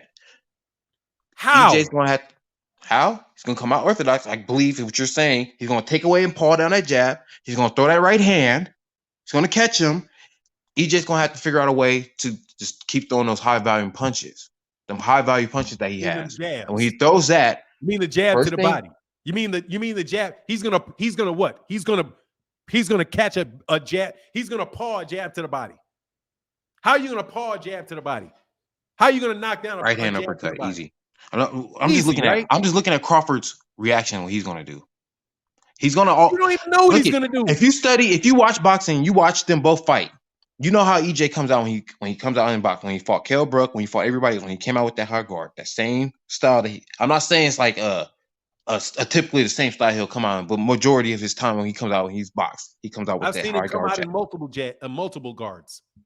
That high guard jab is impenetrable to me. That high guard jab is dangerous. That high guard jab is one of his best things. I don't care what no one says. That high guard jab, the way he keeps that guard up with the elbow, and he throws that jab. Oh, you got to stop trying to play, dog. Stop. Okay, I'm going to tell you what neither me or neither you are good at. I don't care. Look, all I know is this is what I'm saying. The reason why I'm saying I got another guy behind you, brother. I got another guy behind you. Once you told me that you didn't know what he was going to, you said, oh, because he's going to switch. He's first round. He's going to take away. I don't care about the switching. He can stay in orthodox all day. And I think he can still KO EJ. He can KO EJ in any stance he wants to. That's my opinion. Any stance. But for the fight and how it's going to come out and how I see it. And I'm not saying I don't like EJ. EJ is one of my favorite fighters. But I just look at the power part and I look at who's better at meeting that, adapting in the ring. Crawford, to me, I get both got high IQ, but I just think Crawford adapts better. Right, you're repeating headlines to me. You're repeating you're just repeating what headline? Something that somebody else said. Cliches. I can't see anything. I watch showbiz. Look at that. He knows how to make adjustments. He's just going to adjust. And you're not giving any meaning behind that. He's going to adjust to what and how. But I got to go, man. I appreciate you, man. It's been a long time. Thank you. Got to go. I'm going to have to get you some money, bro. We're going to have to talk, man. You don't have to give me any money to talk, bro. You can get on anytime. No, I'm saying I'm supporting you, man. I support people. I support my people. I appreciate you, man. Appreciate you. I do. And come back anytime. I just got a guy right behind you. And now that you figured out, feel free to come back anytime. Yeah, definitely. All right, brother. Get back with you, man. All right. That was fun, though. Hey, real quick, James Thomas, before I go, I got to hit my guy, Mixmaster for you.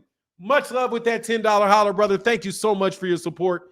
Means a ton. Thank you very much. And John Bowie back in the building said, I need that Carler's drugs. That was fun, though. Seriously, he's fun. That was fun. I had fun. I don't mind. I don't mind what he had to say. What's going on, James Thomas in the building? What's up, Fanon? I'm chilling, man. What's good with you, brother? I want to give a shout out to Jay Wright for that comedy part of the show. And I'm gonna keep it quick. I just want to if Crawford come in and fight Spence like Sugar Ray did Hagler, he might be able to win. Other than that, I don't see Crawford being able to win this fight at all. You know what I mean? Nah, explain it to me, man. I mean, it's basically like, Crawford, he start off slow. By the time the 6th round come, Spence gonna be too far on his ass. He gonna have him broken down, like, basically. So what I think Crawford need to do is come in and try to steal the rounds. Like, fight the last little 30 seconds of the round, hit him with flurries and all that, like Sugar Ray did to Hagler. Other than that, I don't see him winning that fight at all. Try to do what Mikey did. Yeah, well, damn, that shit did not work for Mikey. Errol just backed up. Yeah. Errol just said, "Okay, nah." Last 30 seconds, he just backed up to the middle of the round, and Mikey had nothing to do. But go ahead, brother.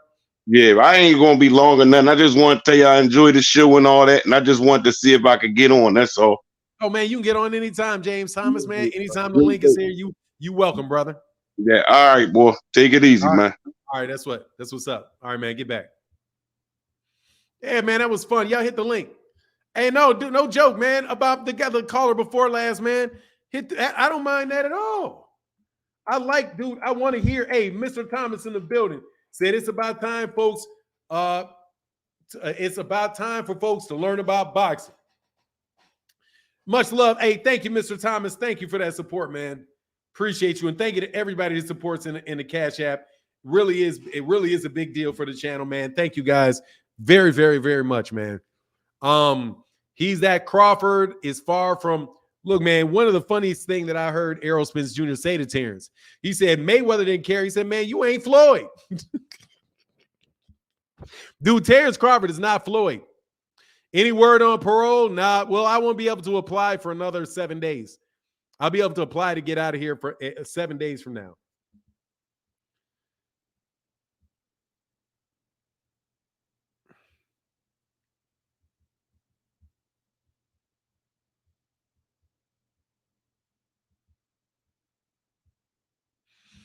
Bud has to fight. Has to fight. Period. This is not about no high skill, high boxing IQ. It's kill or be killed, dude. I think that's what you make the fight. If he makes it kill and be killed, you're gonna have to fight that guy, man. You're gonna have to fight him. And now, if you do, just like that's anything, and that's hell yeah, cool.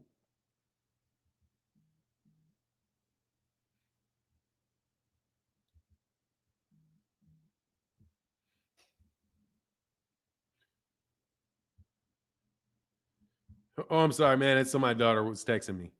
Hey, Miss Stone Alone in the building with the big time support. Thank you, Stone Alone. Hey, but hit the link though. James Wade said, glad to hear your son's okay, man. Me too. Thank you for the support, man. Melvin Jones in the building. Thank you, brother. Now I'm just waiting for this gigantic hospital bill. Like, now I'm just waiting. I'm not going to speak it into being, but God dog. Man, you know how they do you, man. They need to have, I'm going to talk about politics for 2 seconds. They need to have universal health care for anybody under the age of 18. They need to have universal health care for anybody under the age of 18.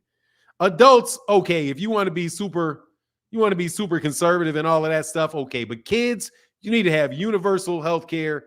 You need to have universal health care for anybody under the age of 18 years old.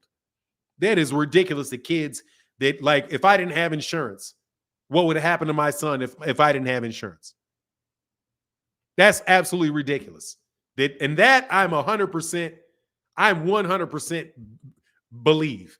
It should be universal single payer health care for anybody under the age of 18 years old. After that, okay, you're an adult, you can grind for yourself. But dog, anybody else, that ain't even right, bro. My guy, hey, Coach Ari said, my lady, not my guy, my lady, said, Devin Haney. And yes, sir, shout out to Devin Haney too. Thank you, man. I was going to, Coach Ari, I was going to say this. He was the only professional boxer that wished me well that when I said that I had to take my son to the hospital. He's the only one that liked it. And I know Devin probably don't even like me that much. But Devin Haney hit the like button on that dude. And I really appreciate that from Devin Haney, man. That to me showed real character for Devin Haney. Seriously. Really, really, really and truly. I really appreciated that from Devin Haney. And I want that to be known. That is a good dude. That is a good guy. I appreciate that, man. And God is great. And I believe him when he says God is great, because he always says God is great. And I believe that when he says that. So I really, truly appreciate that, man. Just to anybody that knows Devin Haney, listen to that, dog. I did not miss that. And I truly, truly appreciated it, man. I don't know, Fanon. I worked hard for years to keep my employer provided health care for my family. Yeah, so what? Doesn't matter. What is it? How should somebody else's kid be rewarded or hurt for that? Hey, my guy Dre's finest said, hey, that was some funny ish to my guy, man. Thank you, man. What's going on, Dre's finest in the building? I see you right there, Frank D. And my guy Orlando said, for dealing with the Duck fanboys and Sticky Bun. Appreciate you, brother. Thank you so much, man. Yes, Fresh Baker. I watched Andre Ward's documentary. Very good stuff. What's going on, Frank D? Hey, what's good for now? How you feeling? I'm good, man. I can't complain about a thing, man. How are you? Good, man. I just heard my man Jay Wright. I appreciate his opinion. You know, a lot of the Bud fans, they got the same opinion. Then he said Bud gonna come out and take away the jab. Like, who is Bud? Who is Bud adjusted to and just taking away a jab from like that? Ricky Burns, Victor Postal. I rewatched those fights. Those guys are waiting for Bud to make the adjustment. They're not applying no pressure on Bud. Bud got time to make the adjustment. He had time to think in all those fights. I tell you, the only fight, the other two fights that I watched where there, people were applying pressure on Bud, I say the Sean Porter and Kell Brook fight, and he had problems in them fights. He was losing rounds. Shoot, what? Hank Lundy too. Hank Lundy too. Bud faces adversity in every one of his fights. I mean, as he should. But if you look at the level of opponent, I don't think he should, especially if he's about to face a guy like EJ. He's facing adversity in every single one of them fights, man. And this is another type of challenge right here, man. Yeah, no doubt, man. But it is. That's why I'm on it, man. Like that. Like, yeah, dude, this can get. I mean, I'm telling you, it can get real on a counter puncher. Dude, you're gonna have to do a lot of counter punching. A lot of it. A lot. You know what I mean? A lot of it. We ain't seen it from Bud. Like we're asking Bud to do some shit we ain't never seen. And when you ask a Bud fan, and I'm a Bud fan too, I think he's a great fighter and all that. But they're basically making it seem like he can do something we've never seen before against the best opponent he's probably ever gonna face. So I don't know. I can't wait because I feel like they got a lot more confidence and they're seeing stuff that we haven't seen before. But they expect Bud to just pull it out of hat. But we'll see though. Yeah, I mean, dude, y'all think some funny things, man. Like this. Like anything else you want, Frank D? You kind of favor Terence, man, a little bit, man. You said that the first time I got on. I got on like 2 weeks ago, and then some people in the I'm not vouching. I don't think I look like no Bud, but I mean, shit. If you win that fight, yeah, I look like Bud. Shit. It's around the eyes, dog. It's just around the eyes. Yeah, the cheekbones. I get it, man. I think I got Bud in the handsome department for sure, but it's all good, man. So you got him beating the rest of it, though, huh? Come on, man. Yeah. Dog, shit. How you think I feel while people saying I look like Lamar Ball? Okay. So, they say you look like Lamar. Lamar Ball all the time. I get that all the time. I'm like, man, come on, man. Like no LeVar Ball. Mixed with the Morpheus a little bit. Something like that, dog. Something. But it is. All right, bro. I appreciate you coming by, though, man. Thank you once again. Nah, absolutely. I gotta hit that cash up too. I'll be watching like damn near every morning, so I'll definitely. Man, I appreciate it. Hey, man, I appreciate the support. If you can't do that, hit the like button, man. Watch the channel. I appreciate you, man. Thank you. All right, share the video. You got them tees. You seen them tees? EJ dropped. He ain't playing with that boy. Yeah. No, he ain't. No, he's not. I saw them pictures he dropped. That boy looks very, very strong. Man, I really do hope Bud ready. He's doing a farewell party. It look like he damn near giving it up. He's doing a go away party. There's some shit I ain't never seen before. For real. Man, why are you doing something that's big time different, man? He's doing a lot of talking, doing a lot of interviews too. But he's getting paid off that pay-per-view. He getting paid off that talking that shit. And his sister talking that. It just looked like another story where everybody hyping this dude up to get beat. His sister, his team, Errol team kind of quiet. They just putting in that work. And it just looks like a story we've all seen before. That one side that's doing all the capping got their fam in it. It might be ugly, like you said. Hey man, even if he wins, it could get ugly. Because I'm telling Yeah, you, that even if dude, he wins, for sure. yeah, you know what I mean? Like, hey, dog, you may get out of there with that, you may get out of that fence with that dog. You know what I mean? By hitting him with something, dog. But you're gonna be walking out there missing chunks of your leg, dog, and may bleed to death. That's what I don't see. What we gonna expect Bud to knock out Earl with a broken orbital bone and a rib. I think once that happens, it's the beginning of the end. I don't think Bud just gonna pull it out with a broken orbital bone and broken rib, and he just gonna get us. He just gonna knock out Earl. Come on now, Yeah, we'll see though. tough. But all right, bro. For sure. All right, Frank D, get back with you, man. Thank you, man, for coming as usual, brother. That's what's up, man. Thank you, man. That's what's up. Love these conversations. My guy Patrick Gordon in the building said, "Free my ninja for 9." Thank you, brother. I need that. I need your support. I'm trying to give you thumb. Oh, I did reply to you already. Yes, sir. Thank you, brother. Appreciate you, Mode, and you know. Is Brandon Taylor still? Was that Brandon Taylor? Was you already on there, or is this the same Brandon Taylor? Oh no, it's different. What's going on, Brandon? Me. You were on here before. What's up, look, Deborah. What's going on? Nothing much. I just want to give my opinion on the fight. I think that it's one of those fights where Terence Crawford's his only chance to win to me is if he can catch Errol in between Errol throwing punches. Outside of that, I just see too many ways for Errol to win. Errol can win by doing what he did to Ugas and beating him down, getting a stoppage that way. Errol 9 times out of 10 gonna win on points because of his volume. I just think this fight is wrong for Crawford.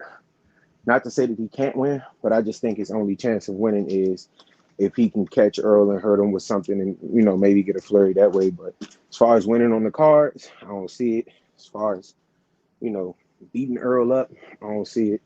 It's got to be like one shot where he can chop him, almost like Kell Brook, where if he can hit him with something and hurt him, and then maybe he can finish him that way. But outside of that, I don't really see Bud winning the fight. Gotcha, brother. It'll be good, man. Appreciate you for coming, Brandon. Definitely. All right, man. Make sure you come back, too. Thank you, man. Peace. Look, Deborah Booker in the building. What's going on, Well, sister? hello there, Fanon. Oh, that's good. Nice to put a pretty face by a name. How are you? It is so nice to see you. Yes, finally, sir. Huh? Yeah. So is that you in the comment section? Yes. Okay, well, I'll now put a comment in there and I guess give you that what? ring.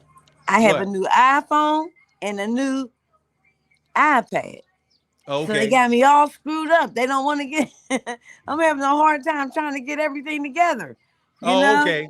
Yes, ma'am. Well, if you put that comment in that comment section, we're gonna rent you up right away.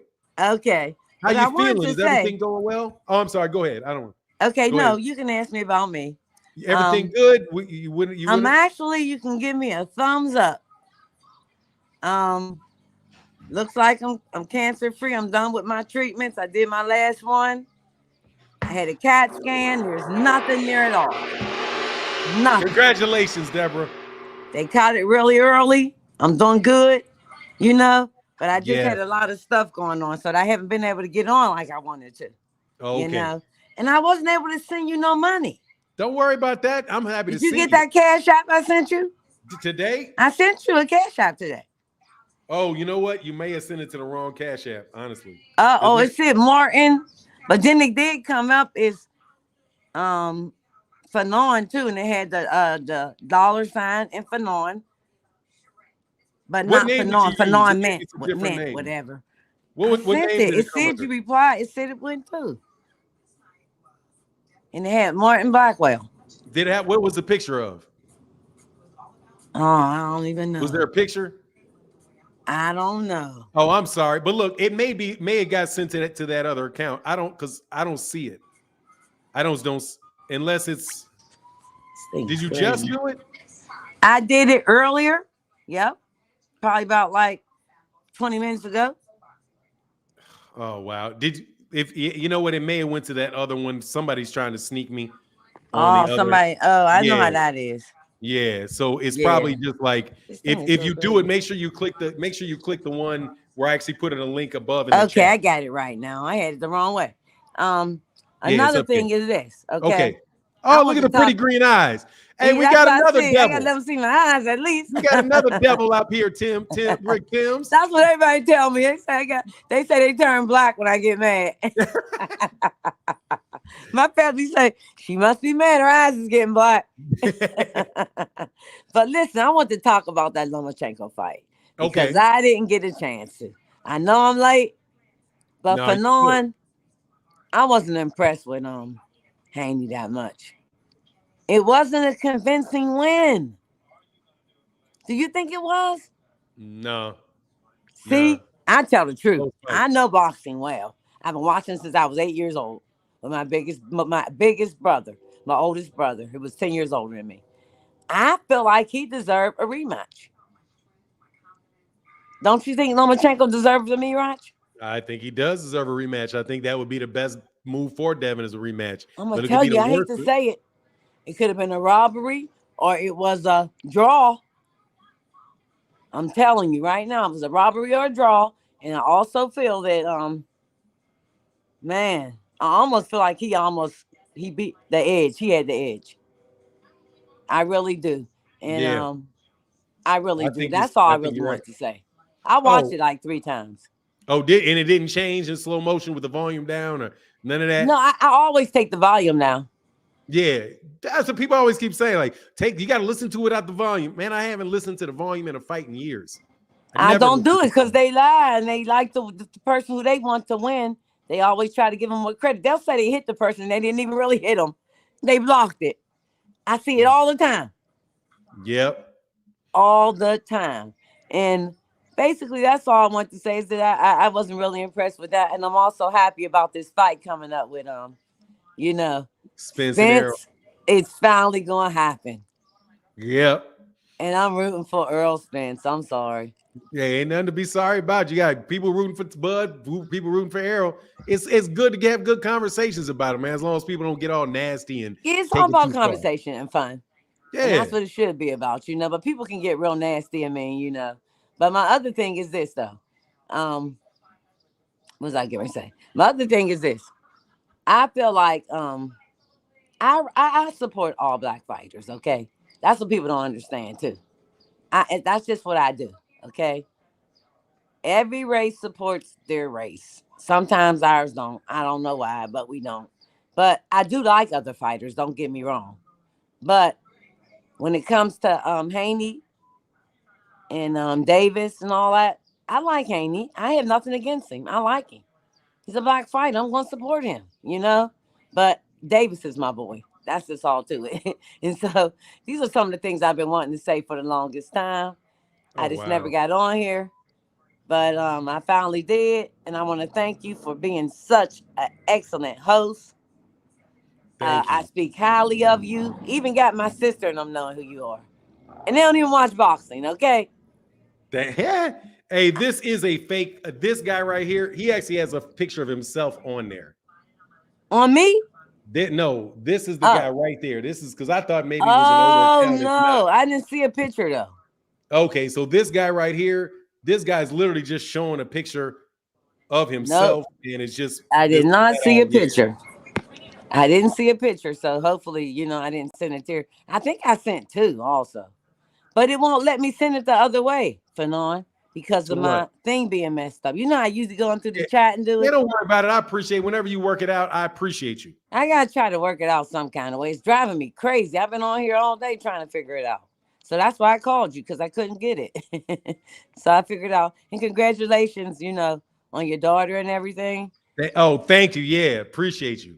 And I hope everything went well with your with the surgery, with your son. Thank you. Okay.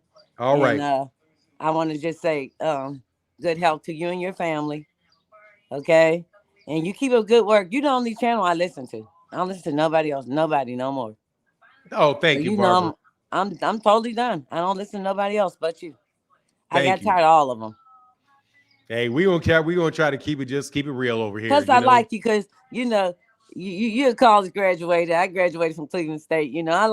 I like intelligent people, man. Not saying other people aren't, but I can tell the way you speak. You know what you're talking about. You're a good family man. I love a good family man. Yeah, it Take care of his kids, love his wife. Black wife. That's what I like.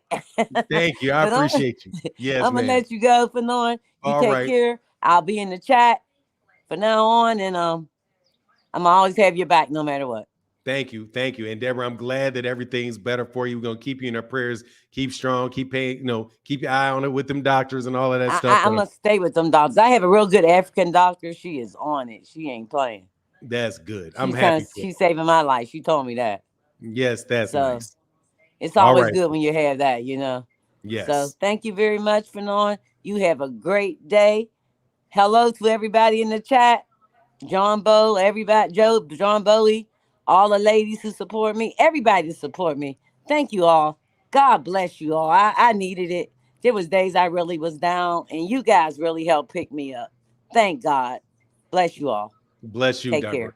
All right. Bye-bye. Holler back at you. Thank you. Man, that's my girl right there. I'm so happy to say. I'm so happy that you're doing well. Yeah, this Fanon INT guy, that is somebody that's not me. It's Fanon INT1, and somebody's just stealing, just really out there trying to steal cash apps. They've been trying to steal cash apps since last year. So yeah, it's unfortunate that this guy, I thought maybe that was me, but it's not me. It's a dude that really is trying to steal, really trying to mess people over. So make sure you guys, do this link right here, man. Hold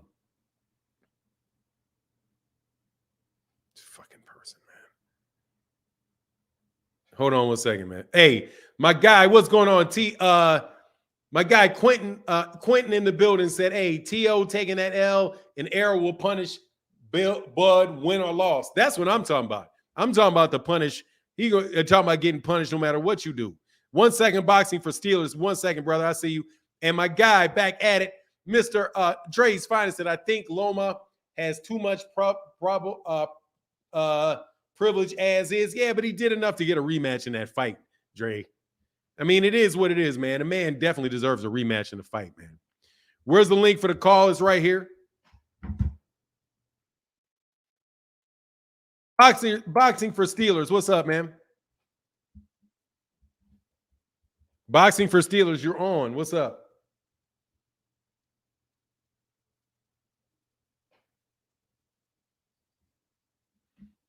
Boxing for Steelers. I gotta get you out because you're not responding. You just muted yourself. What's up? Boxing for Steelers.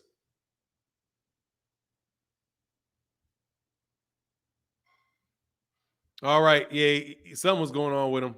I'm going to kick you from the studio. Joe A in the building. What's going on? Hold on 1 second before you say anything. Deborah Booker, that's what family does. Thank you. Appreciate you, Deborah Booker. Thank you.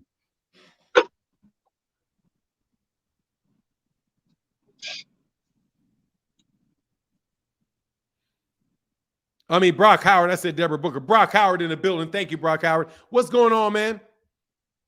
What's going on, bro? How you doing today, bro? Man, I'm doing well, man. I can't complain, man.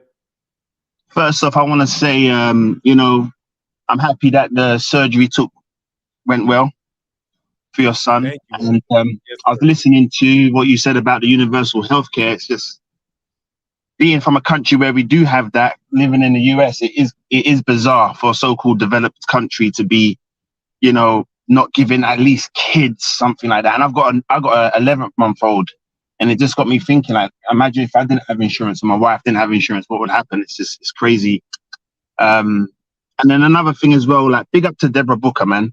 Really, really, really, really, like, big up to Prez, everything up. I'm so happy that that you recovered, that she recovered, should I say. My family, we've been ravaged by cancer on the female side. And I see how that really affects families and individuals. So big up to her.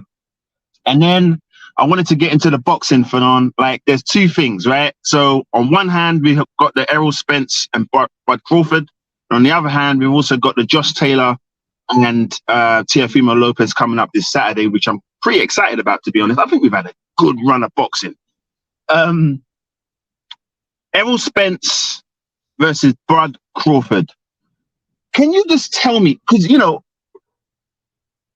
if my sink is destroyed, or something happens with my sink, or something happens with my roof, I'm gonna go and call in a roofer. I'm gonna go and call in a plumber, right? Somebody who knows, who's a scholar. They've been doing this. They could do it unconsciously, competently, and I just pay them the money to go and do this thing, right? When it comes to boxing, I'm seeing professionals, Antonio Tarver, Roy, like professionals, elite boxers, giving Bud Crawford the heads up that he's going to beat Spence. He's going to beat Spence. And many of these guys seem like, Spence has got too much in the toolbox. Is there something that we are missing? Is there something that we're not seeing? Because I really don't get why they're saying this. That's my first question. Mm-hmm. First answer to that is Terence Crawford does have a lot in the toolbox. He does. He does have a lot in the toolbox. And a lot of these guys are, dude, a lot of professional fighters pick people because they like the guy, period. That's just who they're riding with. And it goes both ways. With a guy like says, like Deontay Wilder says, hey, I'm going with Errol because that's my guy. I think you have people that are used to seeing real slick fighters and that think that, I think people, especially black people, will underestimate how much that simple, basic, aggressive style, how that pays dividends for people, man. And Terence Crawford's doing the things that are more flashy and saying, well, what is Errol going to do with this? And what's Errol going to do with that? Errol is just somebody that's going in there and doing their job. It's kind of like, picking up what do you call it? Like a lunch pail type of guy that's going to work every day. And I think that they underestimate a lot about Errol because you can't really see that or feel that unless you're in the ring with him. But that's what I see. Okay, I mean, yeah, to your point, he does have tools, right? We do agree with that. But it's like some of these elite guys, I would think that they would just be backing the most fundamentally sound guy, the guy with the most belts, the guy who has had the hardest route in terms of resume. I thought they would just go with that, but they're just not. They're not. They're saying Bud's gonna beat this dude, but I'm not of that ilk. I'm definitely riding with the Spence guy. I was watching the Danny Garcia fight the other day, and that was when obviously Spence came back from the car crash, and yeah, he gave Danny Garcia a good beatdown, right? But at the same time, there was some counters that Danny Garcia was getting through. I was thinking to myself, maybe Bud could actually, capitalize on some of those openings. That was the only thing that comes to mind. The counters. That's the only thing that comes to mind when it comes to Bud beating Spence. Him countering him and hitting him flush, because Errol Spence does get hit flush from time to time, but his jaw's just like great. That's what I'm saying. It's Spence, man. It's definitely Spence for me. But anyway, the next part is Teofimo Lopez, Josh Taylor. Yes, sir. I was watching the interview, like they were trash talking each other on the Top Rank thing, like I think it's called Trash Talk or some shit. And Teofimo Lopez sounds, I don't know whether he's all there, man. Like, have you heard anything about him? Like, is he, like, I've been watching Teofimo Lopez since he lost, right? He says, like, it's like as if the institution is out to get him. Almost like, it's almost like paranoia. It's very paranoid. I hear it in his voice. So I'm actually worried about the kid. And, and he sat there and he said, I'm the undisputed champion. And I was like, okay, were you really the undisputed champion? Because Josh Taylor rebutted and said, no, you weren't really the undisputed champion. That's what Josh Taylor was saying. I was like, yeah, I kind of understand why Josh Taylor's saying that because of the WBC, but then at the same time, there's just too many belts. But the WBC, he had the super title, but like, and how can you say that he didn't? Because he didn't have the WBA regular, right? He didn't have to go and fight the WBA regular guy to go and become undisputed. So But yeah, man, I was just like sitting there listening. And my final question to you is, what do you think the result's going to be between Joshua and Teofimo Lopez? Joshua and Teofimo Lopez? I mean, Joshua Taylor. Sorry, Joshua Taylor, and Teofimo Lopez. I think that one's Joshua on your mind, dog. I got a decision win for Josh Taylor. I got a decision win for Josh Taylor. And that's only because I'm just you know, I think Josh Taylor, first of all, I just don't believe where Teofimo Lopez is, man. I just don't believe him. But Josh Taylor can get overactive and definitely can get knocked out now. He gets cute, he can definitely get knocked out. But nah, I just don't like what I'm hearing out of Teofimo Lopez or what I've seen out of Teofimo. Even though I think the last fight that I saw with Teo, I thought he fought better than he did like in the Sandor Martin. He got knocked down. He got knocked. Like, hold on, let me make sure. Let me make sure. Hold on one second. Let me make sure I got my fight dates right because I don't keep Teofimo Lopez at the forefront of my brain. But it was Sandor Martin who he last fought, and he got knocked down in the first round, man. But he came back and he won. That was him. He came back and he won. It was Campa before that. Yeah, and I didn't see the Sandor Martin. I didn't see the Sandor Martin fight. That's my problem. It didn't look pretty. It didn't look pretty for no one, that's for sure. Okay, yeah. But all right, bro. I got like 3 other cats, man. Yeah, man. Do your thing, man. Always love. I'm gonna do some cash up into you now, man. So peace and blessings to everybody in the chat and to yourself and the family, man. Peace. All right, man. Thank you, man. Peace. The real mulatto, what's going on, man? What's up, Fanon? How you doing? Man, I'm good, man. It's been a minute, brother. How are you? Yeah, everything's good. Things getting better and better day by day, man. That's what's up, man. Yeah, so I came on here. Well, good morning to the chat too. I wanted to say I think Errol is definitely gonna destroy Bud. It ain't no way Bud can stand up to them body shots. And I wanted to say also I got my rib broken in boxing sparring once by somebody that was a lot smaller than me, and I could just imagine what somebody like Errol Spence, who specializes in them body shots, will do to somebody that's trying to like look for openings or look for, like you said, like a lot of people say, and like it's true that Crawford looks for like the key to the fight instead of like Errol Spence using fundamentals, like you had said the other day as well.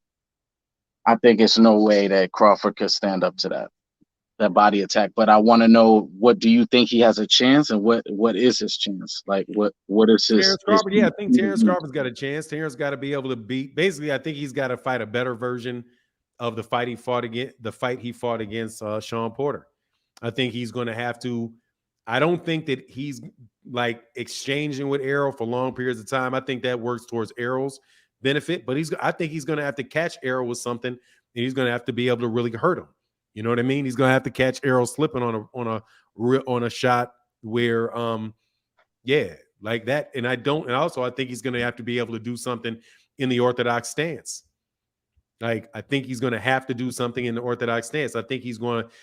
I think the one thing that Errol is going to, just the dynamics of it, is a big weapon for Terence Crawford, which is fighting periods of because he's doing a lot of that figuring people out in the southpaw stance. I don't think he's going to have that. So if he's going to do that, he's going to have to be able to do what he usually does in southpaw stance against people in the orthodox stance against Errol. So and we'll see whether or not he's really able to do that, whether he's able to, really neutralize Errol's jab, or counter Errol's jab, and be able to counter it on a consistent basis and make him really stay home with that jab. If Terence Crawford can't counter the jab or really neutralize that jab, then I think Errol's going to wind up stacking up a bunch of rounds on him just off that jab and slipping underneath that to get to the shot, and also I think Terence Crawford is going to have to really do something with that uppercut to the body to keep Errol honest when Errol wants to slip in and get up close to him. He's also going to have to grapple. He's going to be able to have to hold Errol on the inside and stop a lot of that action from taking place on the inside where Errol's spinning prolonged amount of times, teeing off on his rib cage, right? And teeing off on his arms and teeing off on his hips. You know what I mean? So he's going to have to be able to, he's going to have to do that. He's going to have to keep that, try to find a way to consistently keep that fight at mid-range and not with Errol, like what Errol was doing with Ugas, which was literally getting good enough to like literally bump his shoulder into him, you know, and also Terence is going to have to be able to throw Errol off of him and land shots after he throws them, because that's what Ugas would do a lot. Ugas would literally take two hands and push him back off of him, right? Where Errol would kind of do this for a second, then he have to work his way back in. But yeah, that's what I think he needs to do. But most importantly, he needs to really, the two things I think he's going to have to fight effectively from the orthodox stance for a prolonged amount of time. And I think that he's going to have to really be able to find a way to keep the fight at mid range and hurt Errol on his way in and not be predictable with it. But because you know, I think what he's going to do is he's looking for that. He likes the 3-punch combinations where he winds up with a big shot at the end. You know, you miss the first, you miss the second, and you wind up with the third. If Errol can read those 3-punch combinations and counter inside of those, it's just going to be tough. That's kind of what I think, man. Okay, and also, I don't think Crawford has enough to like wobble Errol, because I've seen Errol like get hit, but he came back within seconds or within the first, you know, I've never seen him like where his legs were shaky. I've seen him get hit with the mouthpiece situation twice, but never where he was wobbled like Crawford was. So I don't know if Crawford even has the chin, you know, in comparison to that's another thing. He's going to have a good chin. He's going to really have to have a good chin. If there's any question about his chin getting checked, because his chin is definitely going to get checked, and his chin is going to get checked on a consistent basis, because he's going to have to defend their body, which is going to lead to top up. So yeah, that's just what I think, man. But again, like I said, man, maybe Terence got a plan. Terence knows boxing better than me, so you know, maybe it's something he sees and something he can do. But I think he's going to have to hurt Errol. That's what I think. Yeah, I agree. Well, thank you for having me on. Thank you for your time, man. Anytime, bro. I'll talk to you soon, for now. All right, man. You stay cool. Peace. All right, blessings. Terrell, what's going on, man?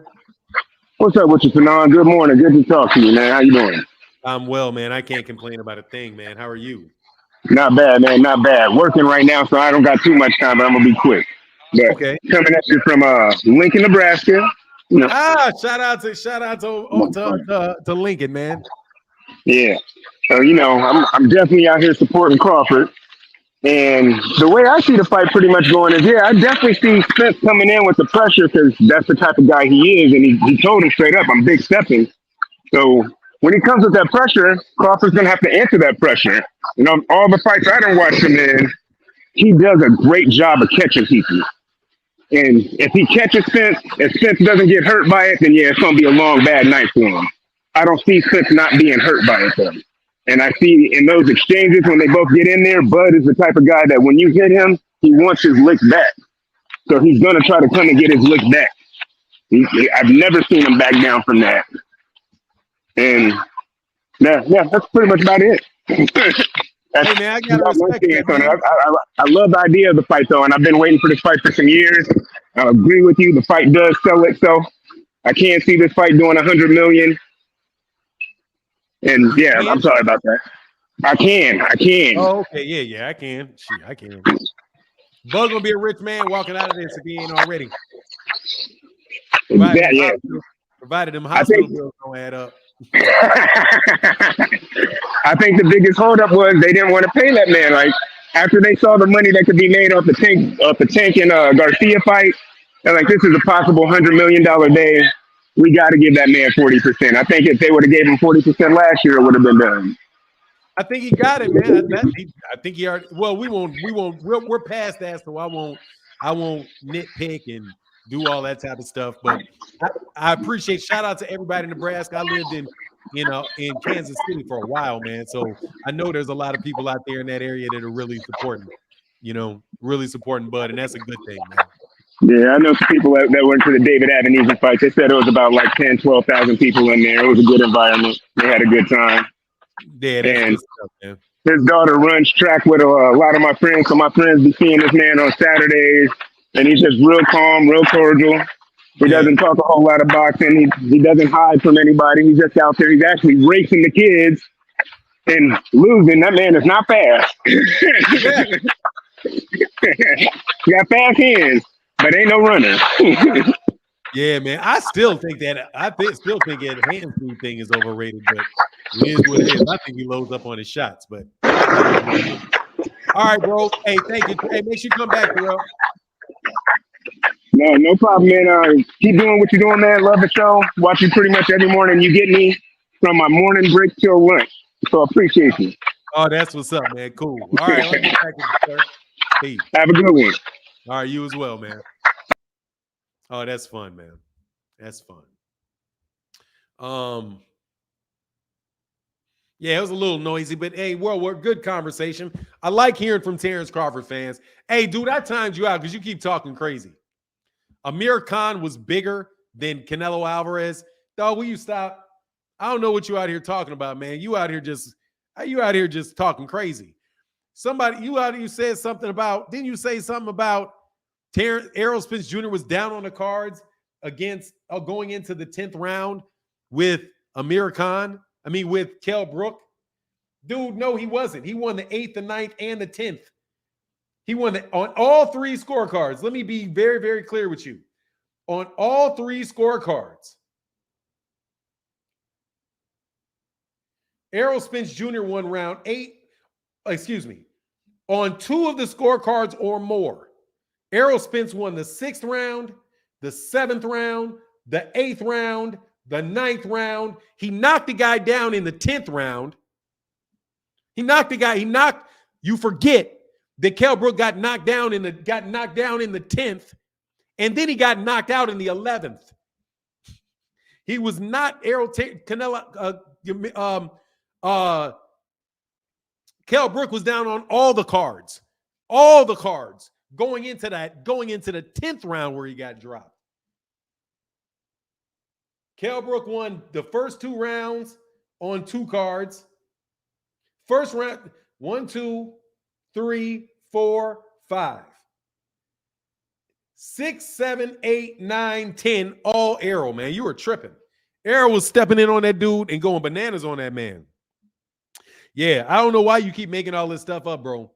Look, you had it. I like the conversation that other people have been having. I can do that more because you're telling me like you look what you can see. You know what I mean? Like I see him doing this, I see him doing that.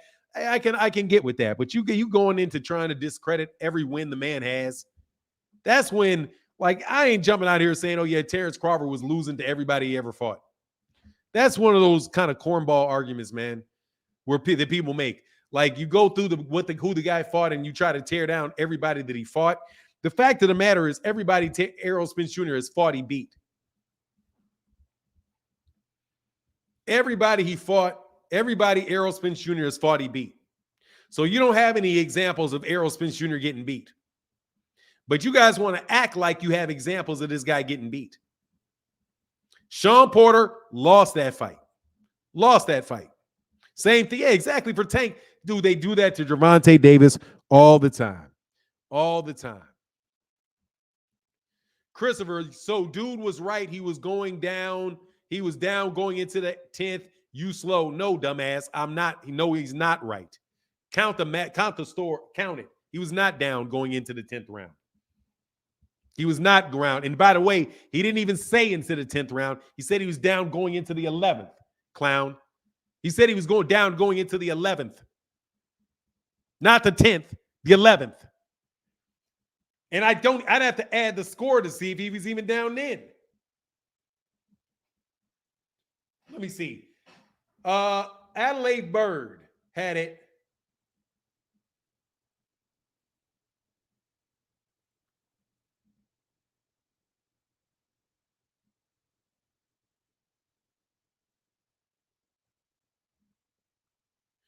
Errol Spence Jr. was up on the cards going into the 10th on Adelaide Bard's card.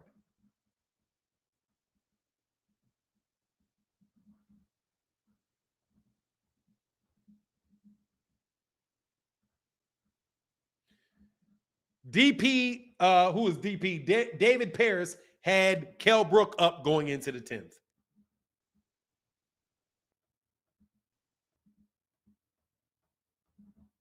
And Alejandro Lopez had it even.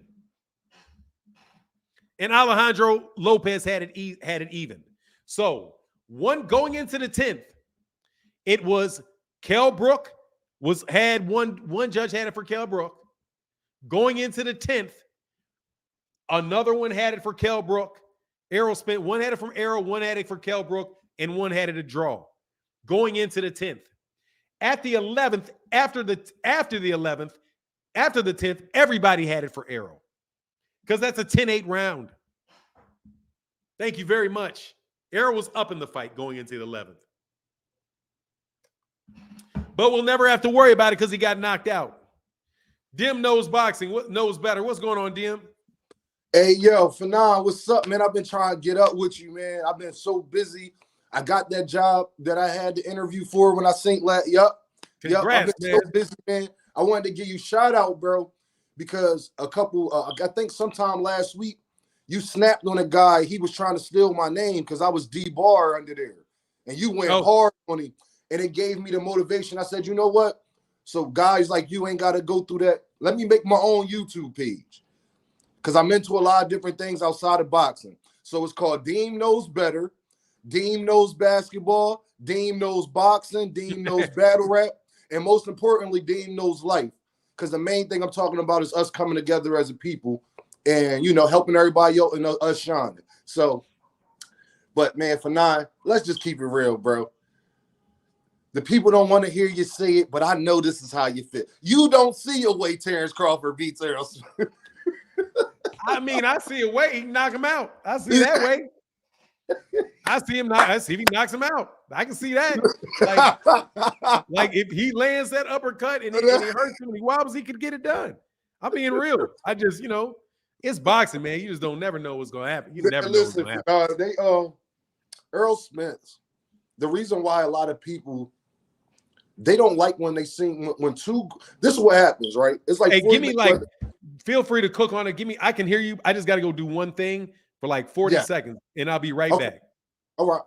But you just won't see me, but I can hear you. Okay. Hey, yo, this is like Floyd Mayweather and Pacquiao, where it's like we know that it could possibly be a one-sided fight, and a lot of people don't like that when you're in major fights. They don't want to.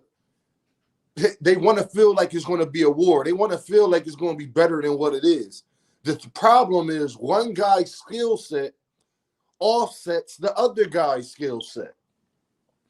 Errol Spence, this is why they tell you to be a fundamental fighter. This is why they tell you to keep your punches tight, be good defensively, because those fundamentals can almost beat any fighter if you do it the right way, if you do it the correct way. Those fundamentals could beat almost any fighter.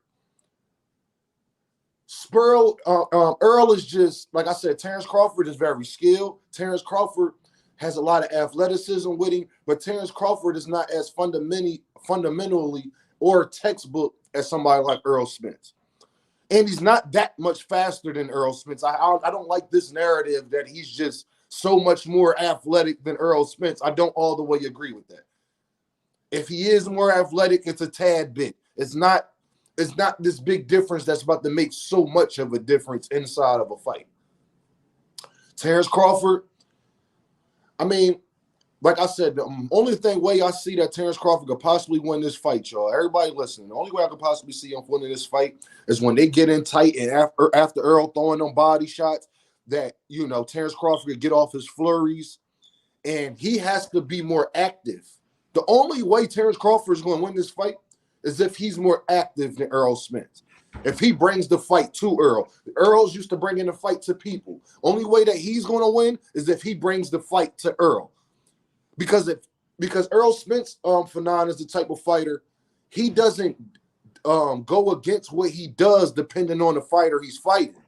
He does what he does, and basically, like you, Fanon, remember back in the day, Pittsburgh Steelers, all they did was run the ball and blitz you. Everybody knew what they was going to do, but you couldn't stop it. You couldn't stop it. Mean Joe Green and all those guys, you couldn't stop it. You knew what they was going to do. They wasn't shy about it. But there was nothing you could do if you didn't have a game plan to offset that. If you didn't have a good offensive line, you could know they're going to blitz you to hell, and it'd be nothing that you could do about it. Same way with Errol Spence, because for now, me and you both know pressure, no fighter likes. It's like a quarterback in the pocket. I don't care how athletic he is. He could be a running quarterback. He could be as still as a statue like Tom Brady, but none of them like pressure. And it's the same way for boxers. Errol Spence is that guy that doesn't stop. He's like that moving train going 1,000 miles per hour.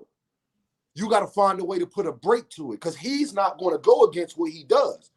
Why? Because he's fundamentally sound. He's a great defensive fighter, and he has very good ring IQ and a good trainer. We don't talk about that enough. He has a great trainer. So if Terence Crawford doesn't be on the attack mode for I mean like a bat out of hell. Every time Errol Spence think he coming close, he pity patting me. Back up. If he don't do that for I literally, and it's just from a boxing standpoint, man versus man, I don't see no way he stops him from cutting off the ring. I don't see no way he stops him from moving forward. I don't see no way he penetrates his mitts. I don't see it. And like I said, if I do see it, he has to be the aggressor for more aggressive than he's everything he's done in his other fights, throw all of that out the window. Merch said Merch is dumb said Bud called Margarito. How you get called? Hey man, I appreciate that breakdown, man. Appreciate you, brother. Man, you already know, Fanon. I've been wanting to catch you for a while, man, because I know. I'm sorry about your son yesterday, man. You know I got them kids. Oh, I'm man. good. It worked out okay. Everything was good. That's why I was blessed about that, man. But I wanted to tell you for real, because I ain't been able to catch you. Been so busy in these mornings, man. It's been crazy. But I want to say thank you, man. Giving me a courage to make my own channel. I'm out here on a lot of different live streams. People wanting me to host and doing a bunch of different things, but it all started here, man. And thank you to that guy that tried to steal my name, because I got to give you a credit too. Yeah. All right, bro. Well, do your thing, man. Looking forward to your stuff, man. Man, thank you for now to holler at you, big bro. All right. All right, for sure. Get back with you, Dean, man. Always good talking to you, brother. Yes. Peace. Yes, sir. All right, man. All right. Hey, man, the guy that just jumped off, that link is back in there, man. That link is back in there. Real quick, man. Much love to my guy, John Bowie, who's still supporting big time. Thank you so much, man. Said my guy, John Bowie, said, hold on. Just, man, $7 holler, brother. Thank you for that support, John Bowie. John Bowie be holding it down, man. Man. Thank you, John Bowie. Thank you, brother.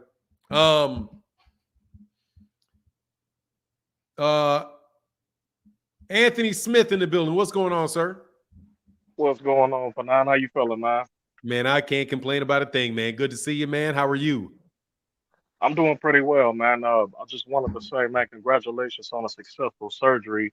And what you say about us needing universal health care is definitely something I've been campaigning for years, because I got arthritis, man, and diabetes, and just having to go through jumping through hoops in order to just get prescriptions filled sometimes is definitely an issue, man.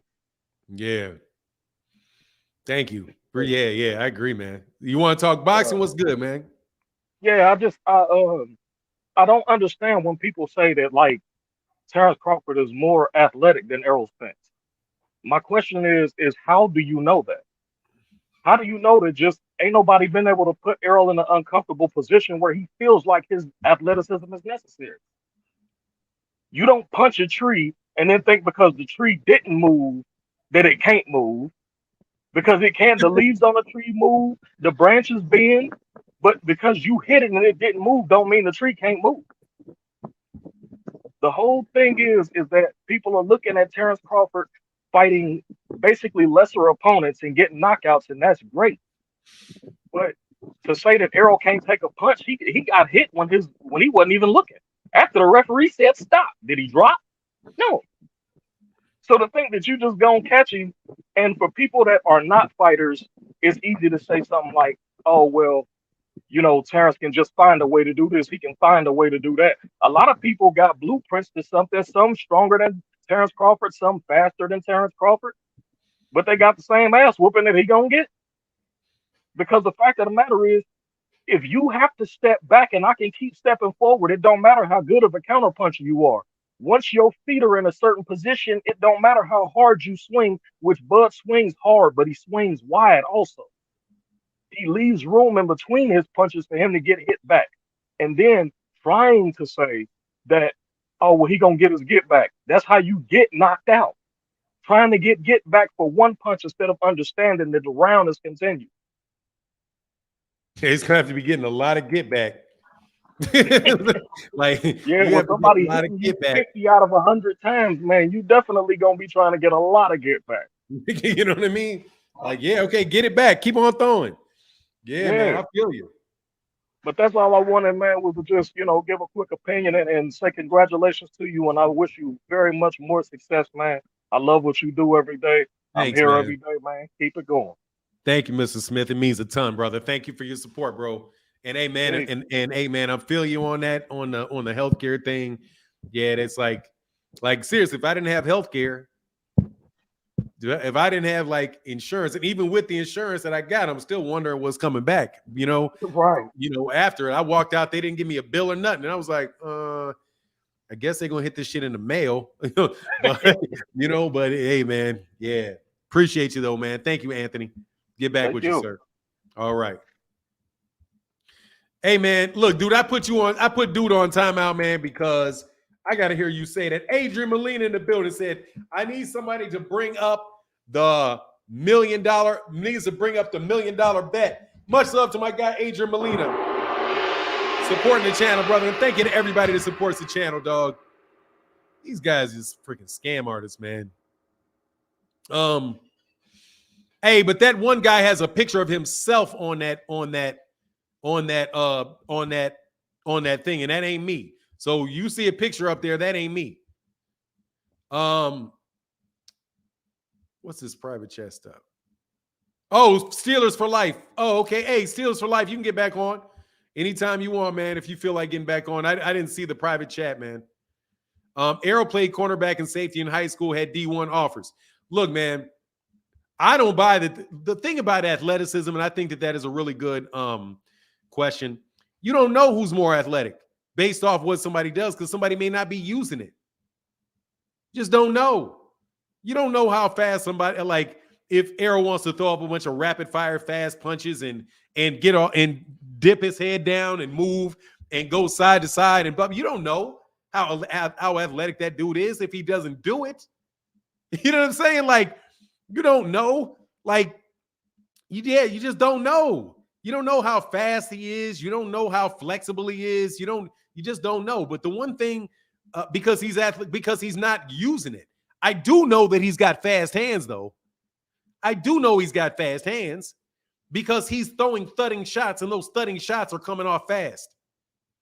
He's got something behind all of his shots. He's got something. Let me repeat this. But Spence said 100K. Bud said $1 million. Who'll choke? Man, them dudes ain't betting no $1 million on that fight, man. Them dudes be, I'll go find Errol Spence and Terence Crawford, slap them if they bet $1 million on that fight. For what? They don't need to bet. You about to go in there and try to whoop you. You know what I'm saying? For what? You're supposed to get paid to fight. Asante, that was me as a corner in high school and college. I missed having that helmet on my head. I don't, man. Hey, dog, but you just don't know. Though, hey, by the way, ain't no cornerbacks not fast. Just so you know, ain't no cornerbacks in Texas not fast. No cornerbacks in, I don't know what high school he went through though. But dog, those dudes are athletic, man. Texas makes athletes now. Texas makes some athletes. Fanon, like the same thing with Tank. They thought he couldn't box. Yeah, like You think he's not athletic because he's coming in, man. That dude is extremely athletic, man. He's extremely athletic. Wrestlers are greater than football players. I mean, look, dude, wrestlers, first of all, Bud ain't no wrestler. Let's stop that. Okay? Let's stop acting like Bud is a wrestler. Can we stop that? All right, let's stop that. Did Bud play college? Did he wrestle in college? Is he a D1 wrestler and I missed it? Or did he wrestle in high school? I ain't trying to hear none of that shit. About he's a world-class wrestler. Oh, DeSoto, yeah, DeSoto is 6'8". Let me see. Hey, what's going on? What's going on, man? To the biggest Terence Crawford fan that there is. What's going on, Jeffrey Brooks? Man, I gotta jump in on your Bud conversations, man. You talking about my man. I gotta be somewhere around. Yes, man, sir. Let me tell you something, man. Bud gonna knock that boy out. Bud gonna KO that boy, man. I've been saying this for the longest. I'm glad they got a date. So all these, when it's over, these Spence fans can, because I'm going on everybody's channel when it's over with. Just to let you know. I don't usually like to say this word on I don't like to usually say this word amongst Miss Company, but you niggas sure getting brave after the fight got made. Like all of a sudden, y'all brave. Y'all like Cap, you and Rick Tibbs. It really wasn't no sense of talking about it because we ain't know if it was gonna really happen or not. It wasn't no sense of going back and forth on it. That's why. At least that's how I was looking at it. But yeah, you were going back and forth on it nonetheless. I was. But you know what? I was trying to kill all that duck talk. He's a duck, which I really feel like all these Spence fans owe him an apology for that. Now that he done made the fight, and now that we see that wasn't the case the whole time. You know what I'm saying? We don't know that. Oh, we don't know that. If it was a duck, I do not know that that's the case the whole time. How do I know that? So you saying if it ain't a duck once, if it's a duck once, it's a duck twice. That's how you looking at it. That ain't what I'm saying is I don't know why he took the fight. He may have been like, dog, I ain't getting no money for this. I ain't getting no money for that. He may not have had a way out. I don't know. And okay, I don't know. But remember, I was the one who said a long time ago that him and Spence need to get on the phone and talk that out anyway, which that's what they did. And that's why I really believe the fight got made. Before that. I don't want to hear none of that. That YouTube headline crap. Man, that man talked to Errol. Spence Jr. was on the phone before that. They had each other's number before the first negotiation took place. Errol Spence said I wasn't. We at the first time he said, "No, I ain't talked to him." You know what I'm saying? It was just him and Al Haven trying to make the fight. He said I talked. Terence Crawford said I talked to Errol, and Errol said talk to Al. They have each other's phone numbers. Okay, right. So there you go. He spent him off to Al Heyman. I ain't trying to buy. He still spent him off to Al Heyman. Who you think negotiated? Al Heyman still negotiated with him. Man, let me tell you what the difference is. Let me tell you what the real difference is. Y'all don't want to hear this. He got with her. Now, I'm sorry, this is mixed company. Forgive me to everybody of European descent when I say this. And I don't mean this in any insulting way. He got with that white boy, and that white boy over there at CA said, sign the contract, bud. That's the best you can get. It's a fair deal. Who is he? I keep hearing everybody saying that. Who is he supposed to be? Who is he supposed to be? It's his manager. He has a new manager that works for Creative Artists, CAA. If you know who CAA is this huge entertainment firm of which Bud is nowhere near the biggest client. Okay? Bud is let me tell you some people signed. Who is signed to CAA? Watch this. Who is signed to CAA agency? ASAP Rocky. Let me see. They got alphabetical order on this. God, dog, it's a long list of these cats. A lot of white boys. Chris Pine and Chris Evans and Daniel Craig and Daniel, the dude that was in that black actor Daniel Kalamuya. Yeah, a whole man, come on, Eva Longoria, Gabrielle, I do not like your ass at all. Union, Yeah, dog. Bunch of Jennifer Hudson, bunch of movie stars, man. Oh, Johnny Depp, Louise Dreyfus. Man, it goes on and on and on and on and on, dog. On and on and on and on and on about artists that are signed to this guy. He's so if they didn't, so do you believe if they didn't get this guy that he wouldn't have got a fair offer because Bub Vince the whole time said I want a 50-50 he split. accepted the same offer. He took the same offer. It's the same offer. He got the same offer. 50-50? Because that's what it is now, supposedly. Don't nobody know whether it was 50-50 or not last time. Because he didn't say didn't say anything about whether it was 50-50. Somebody said it's close to 50-50. They said it was close to 50-50 last time. According to what most people say, he rejected a $10 million guarantee, which is the same guarantee he got for David Avenishin. He didn't get, according to what they said, he got a $10 million guarantee for David Avenishin. Why would he get the same guarantee? Who said this? Don't say Mike Carpenter, please don't. Mike Carpenter, that's Team Bud. That's Team Bud. No, because he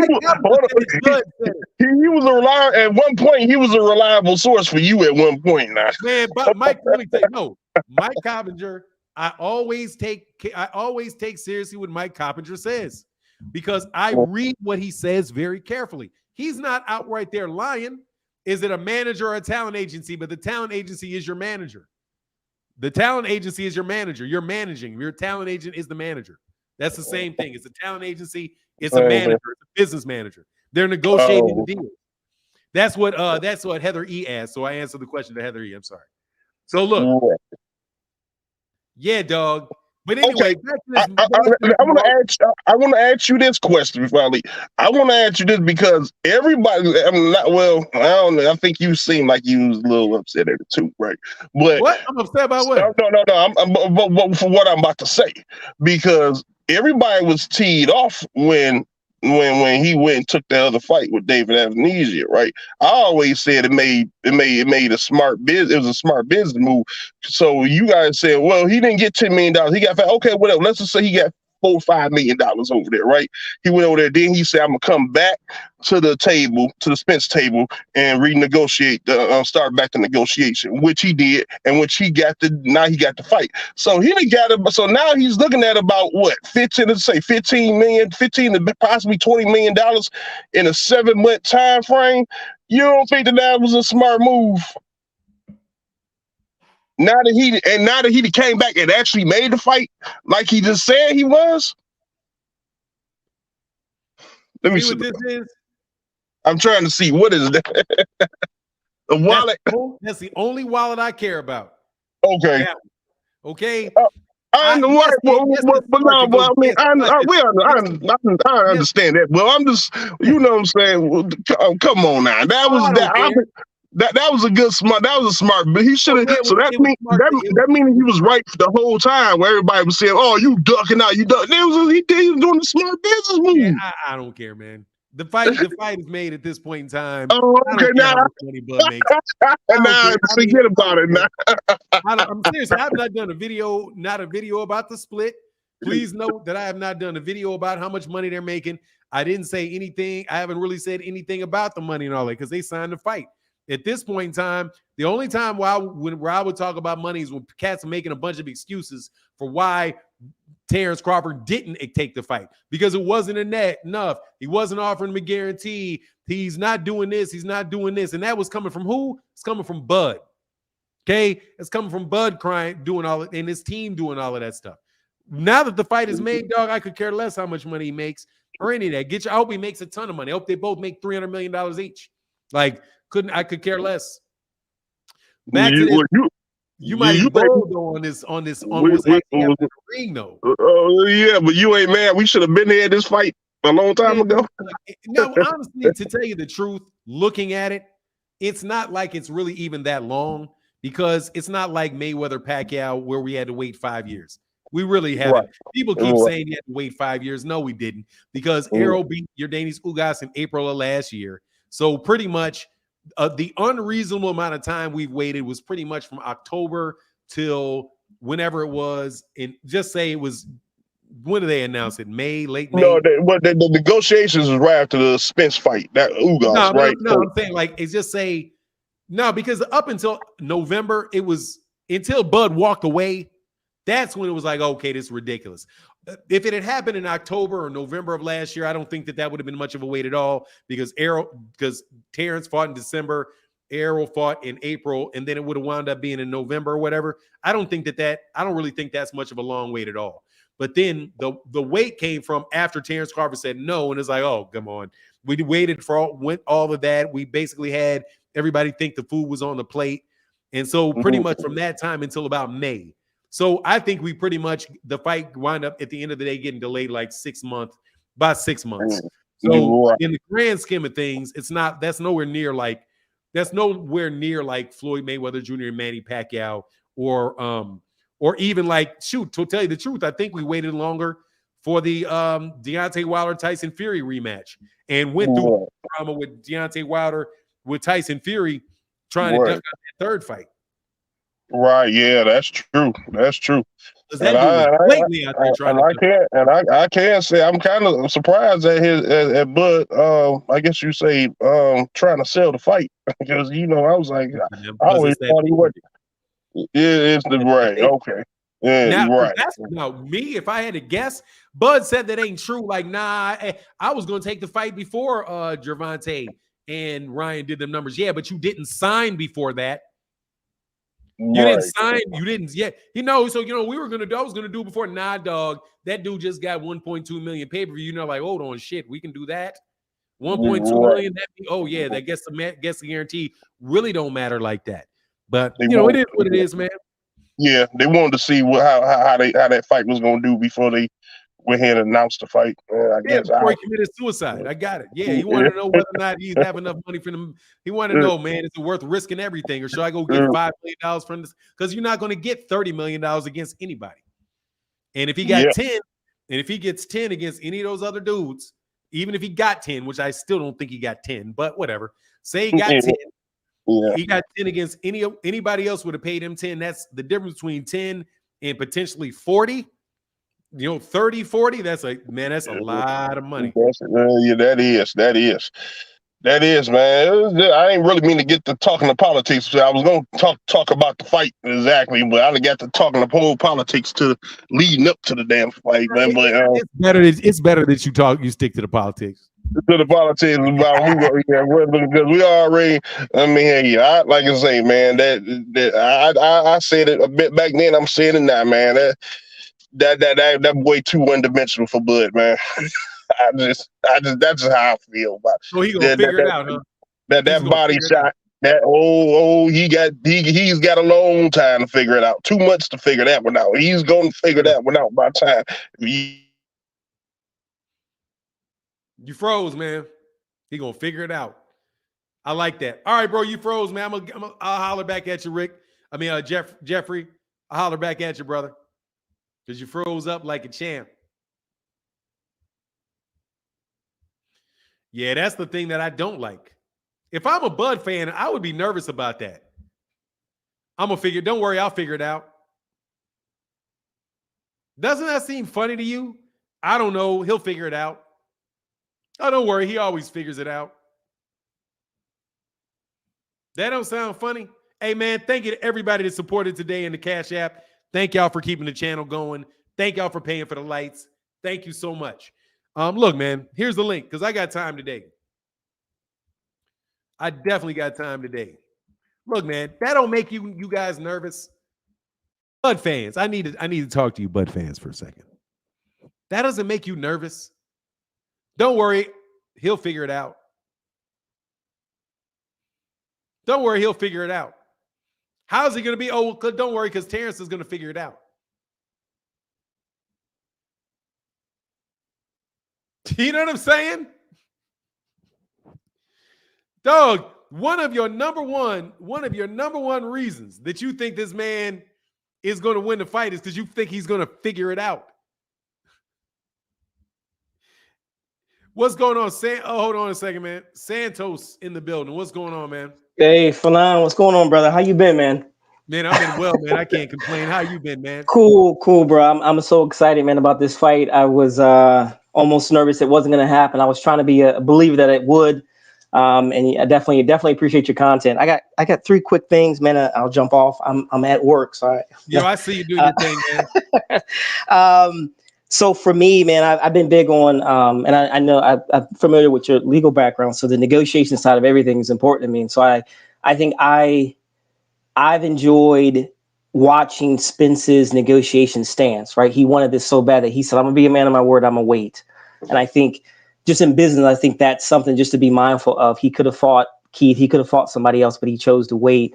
And it just, which I I'm definitely a fanboy for Spence all day. I'm excited though for the delusion of Bud fans and Bud himself. But I just think there's a lesson to be learned where how you go in and you negotiate and you go after what you want and you make sure it happens, because he could have done something else that would not have happened. So it's just something I'm thinking, just his demeanor, Spence's demeanor.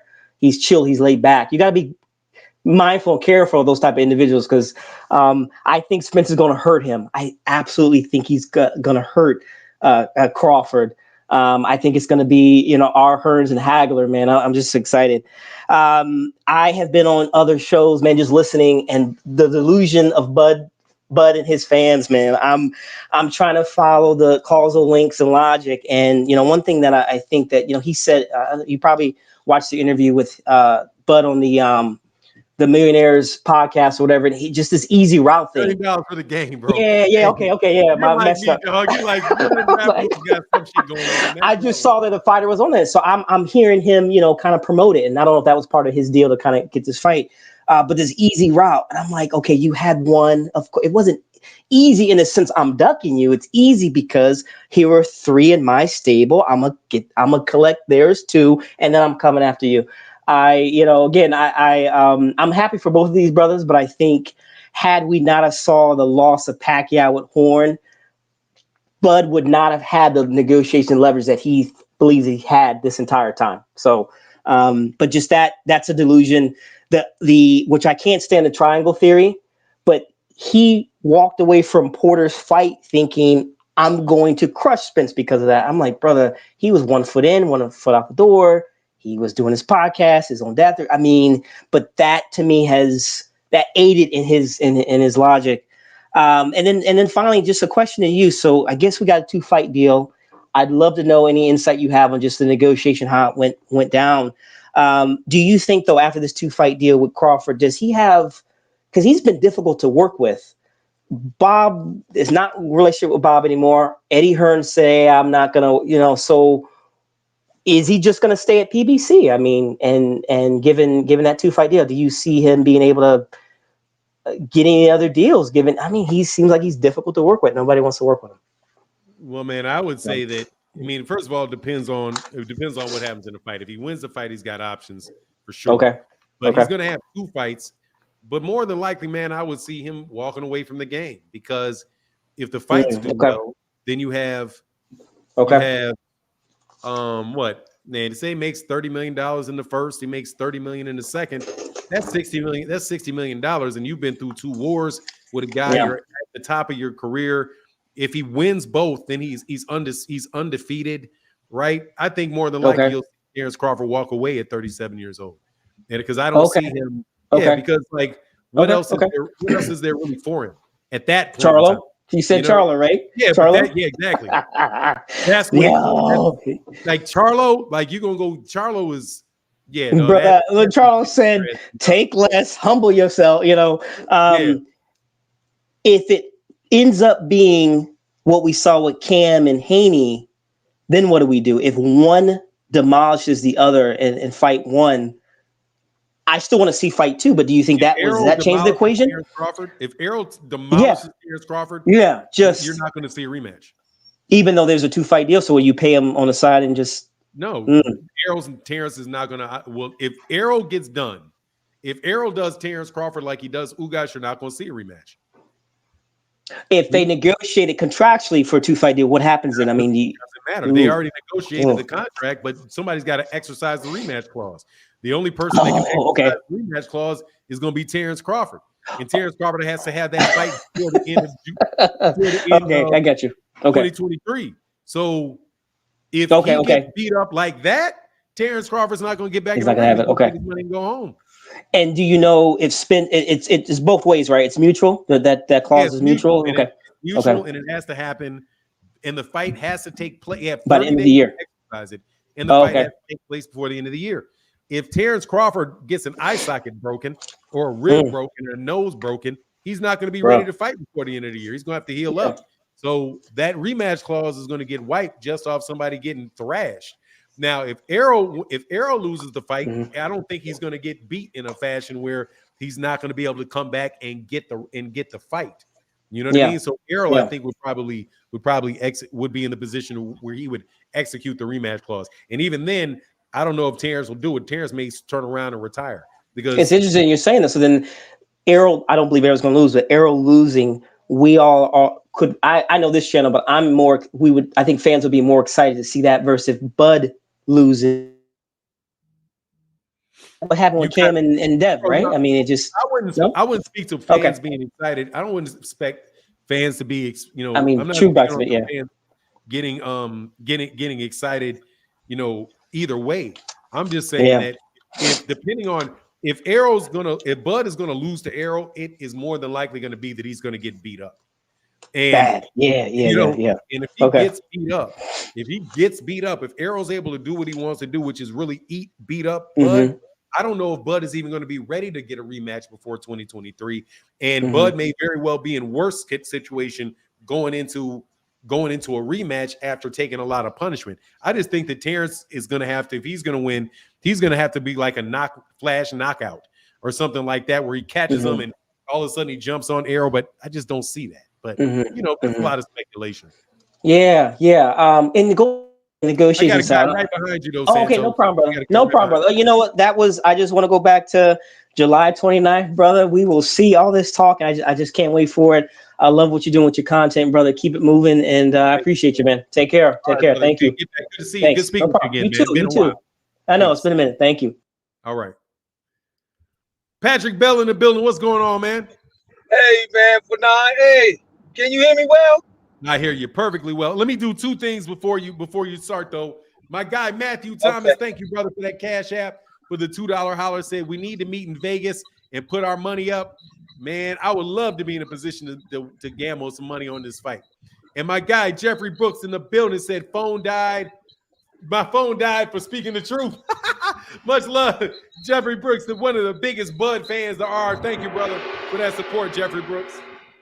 I might not agree with you, brother, but you are definitely a blessing to the channel.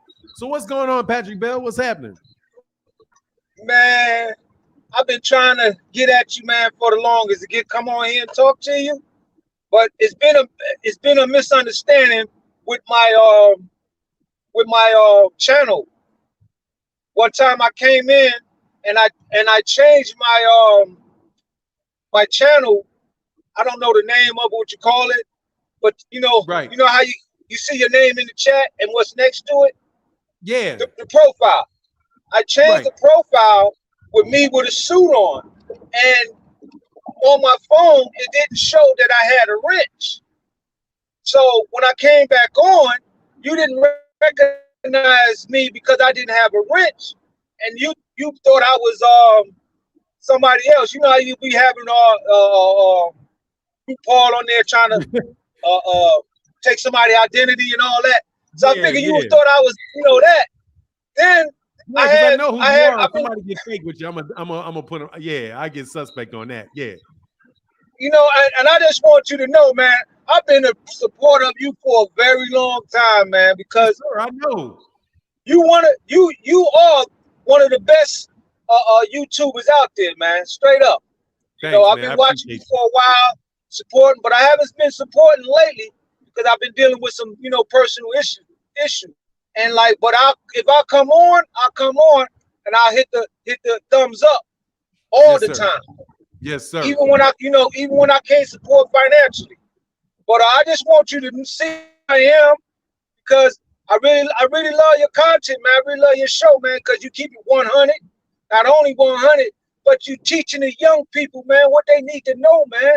They need character. You know, they need you teaching these young cats that. And I really appreciate that. And I just want you to know who I am, man. Hey, man. Thanks, Patrick. Appreciate you, brother. One last thing. Yes, sir. Terence Crawford is going to get his head knocked off. Spence is the man. He's been the man. He's going to be the man. There it is. That's it. That's all I got to say. Hey, I love your show, man. All right. Thanks, Patrick Bell. I got you, too. All right. This is up. Yeah, man. Patrick Bell been around a long time, man. That's my dude. That's what's up. Thank you, brother. Appreciate you. Hey, man. Big support in the Cash App to my guy, Muslim Made. What's going on? He said, man down, Bud smoked. Yeah, man. Bud smoke, Bud smoke, Bud smoke. All right, man. Like, hey, next caller. Yeah, that's what's up. We here though. Yeah. I had 2 cups of coffee today, man. I'm flying. I can go for a while. When Bud loses, he's getting ghost. Yeah, Bud loses. I don't think he's coming. I don't think he's going to rematch. I don't know, man. I don't trust. If I was a Bud fan, I'm telling you, I don't like that. We'll figure it out stuff. Jay Bird, Spence does not hit harder than Bud. I think it depends. I think Errol probably does if he loads up. Errol don't load up. I don't think you can compare it because Errol doesn't load up on shots. And he's also really not trying to catch you. He's really not trying to catch you off balance either. So I don't know. Errol's not in a situation where he's trying to catch you with things that you really don't see. He's hitting you with things you see. I think it's funnier business, man. Getting hit with, Terence Crawford will set cats up. First of all, who's Terence Crawford knocking out? Number one. All right, let's sweep a lot of these dudes to the side, all right? Let's sweep a lot of these knockouts and put that shit to the side. And I mean it. Like, Egas Kalvanakis got knocked out. Egas Kalvanakis got, let me ask you a question. Actually,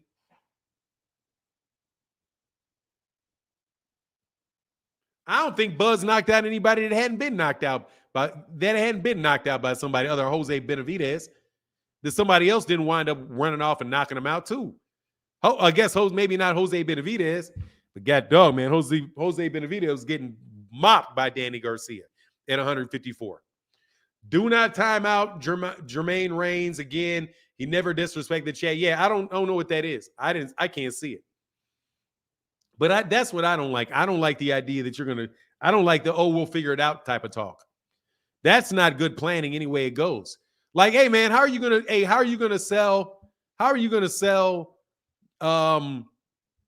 meet your sales targets this year? I don't worry about it, man. I'll figure it out. I don't know, but I'll figure it out. Don't worry about it. I'll figure it out. You know what I mean? Like, that doesn't know. What's your plan? What's your plan? Addy Wiley M. Hey, man, what's up? I said Addy Wiley M in a minute. What's going on, man? I ain't never seen Addy Wiley M's face. What's going on, brother? How you feeling, man? Yeah, I'm doing very well, bro. Thank you for having me. Good to see you, man. Yes, sir. Yeah, we actually spoke one time, sometime last year. Okay. Yeah, but it's been a while. I know who you are for sure. Yes, sir. So I just wanted to give my thoughts on the Spence Crawford fight. I viewed Crawford Kell Brook again yesterday, and to be honest, I feel like if Brook wasn't damaged goods, he wouldn't have been knocked out the way he was in the 4th round against Terence Crawford. So, I give Terence Crawford all the credit for pulling off that victory, but Kell Brook was damaged goods, in my opinion. As a matter of fact, it's fact. It's not even an opinion. And then secondly, I have listened to a couple of interviews from Kell Brook, Sean Porter. Those two guys are mutual opponents of both Crawford and Spence. And they both said Spence is a harder puncher. So what I think is going to happen in the Crawford Spence fight is more than likely Spence will walk Crawford down and get that victory through a 12 round unanimous decision. The only way that I see Crawford defeating Spence is if he can land a very good punch in between while Spence is throwing combinations. But then again, Errol Spence is extremely defensively responsible. So it's going to be a hard task. But the most confusing thing, in my opinion, is why do the bookies have Errol Spence coming in as the underdog? I'm actually confused. It's like I'm missing something and I'm confused about it. So, I mean, it's a great fight. We're all excited about this fight. I am personally favoring Errol Spence, and I know Crawford can pull it off at the same time.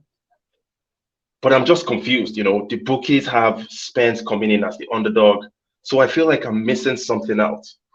So that's my contribution. Yeah, I wouldn't say you're missing anything. I just think that's the way the gamblers are pushing it. Like when it's close odds, Vegas isn't ain't thinking about really who's winning and losing. They're trying to figure out how they can make the most money. So they're taking odds. The number of people putting wagers on all of that stuff, that's going to shift the odds. And I think that the odds are really close. Like, I mean, both of them, I don't think Errol's more than plus 150 or something like that. Isn't that right? Like, yeah, it's plus 200 actually. But yeah, it's okay. Like plus 200 was Terence Crawford, like minus 115, 150, something like that. So something is real short. But the reason that they do that is because they're looking at who's actually placing the bet and what combination of wins and losers are going to make them the most money.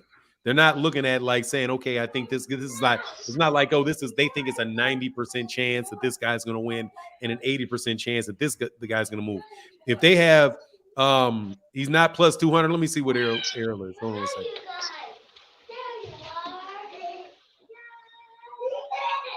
Let me put it this way. If they got plus 200 odds, they're gonna put a lot of money. They're gonna be a lot of people putting money on that fight. And I know there's different odds from different places, but let me see what let me look. Errol, yeah. Errol's plus 105. So Terence Crawford is minus 125, and Errol, according to Caesars, Errol is plus 105. So really, it's like you're not making a lot of money off betting off. You're gonna have to put a lot of money up to make money off either one of those. Good money. Yeah, so it's like plus 105 and minus 115, and I don't.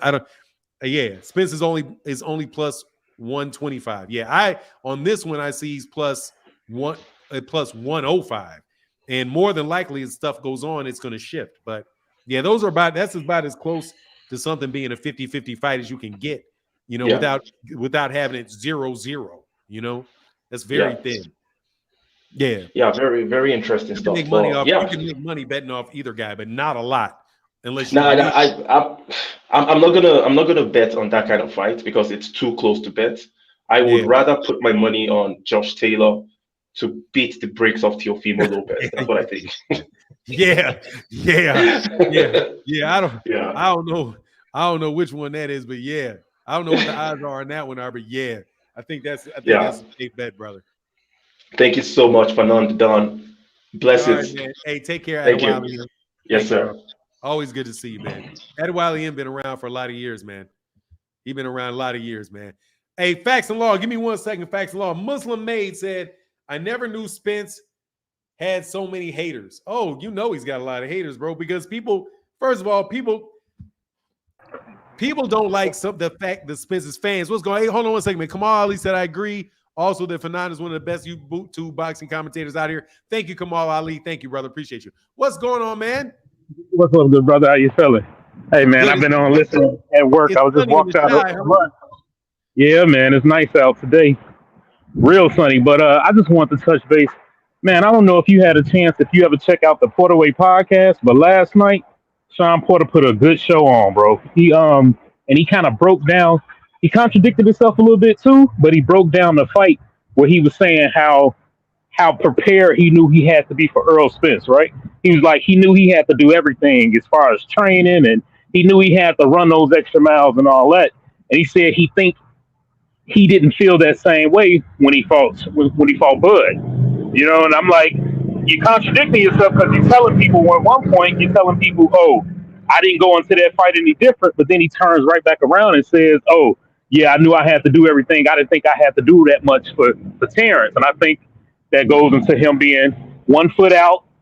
The difference is the way he approached that fight, man. And I'm telling you, get a chance, anybody y'all get a chance to check it out. I think he gave the most honest breakdown of fighting both of them. He talked about how it feels when he was punched by Errol versus when he was punched by Terence. I think he said that Errol, it felt like, well, first he said Terence is like a whip. And it felt like you getting hit with a belt. He said Errol felt like a wooden paddle. You know what I'm saying? So pick your poison. Yeah, man. But I'm running to lunch right now, man. I'm still listening, but I've been listening all morning. But this is my first chance getting to hop on and say something today. Like, who are you talking to? All right, man. No, that was my coworker. All right, brother. Peace. Yeah, all right, man. Peace. Yeah, that's what's up. Yeah, I'll go listen to that, man. I'll go listen to that. And my guy, that's what's up. My guy said, hey, the real money is on the draw plus 1,200. Man, I ain't betting on no draw. I might bet on the draw. I might bet on a draw. I might bet on a draw. But I just can't see Terence Crawford getting that many rounds without knockdowns. I'm not.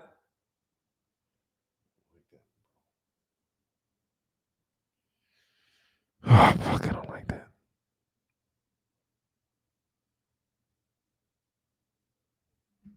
Hold on one second.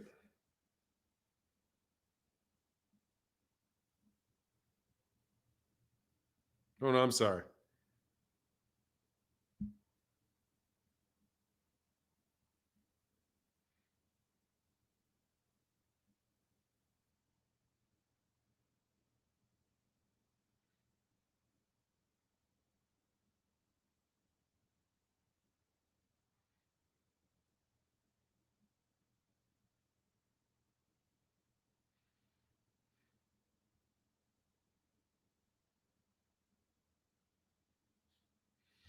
All right. Any Bud fan want to put 100 on the fight? I don't gamble, but I'll put 100 on Errol to win, and we can let Fanon hold the money. Y'all keep trying to keep trusting me with y'all money. I am trustworthy with people's money because I don't want to hold people's money. Okay. Hold on one second, man.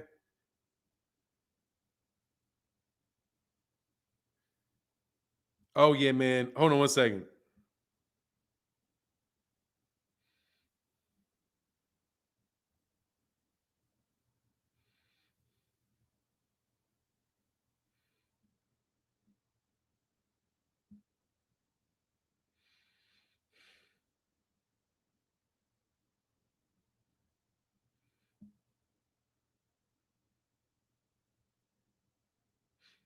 Hold on one second. I'm sorry.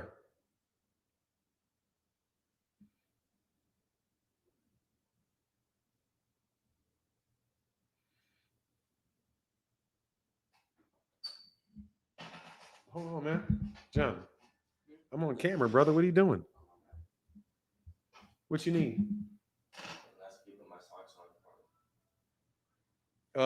Give me one. Yeah. Shut the door and then come back in. Hey, give me 1 second. I got to do something. I'll be right back.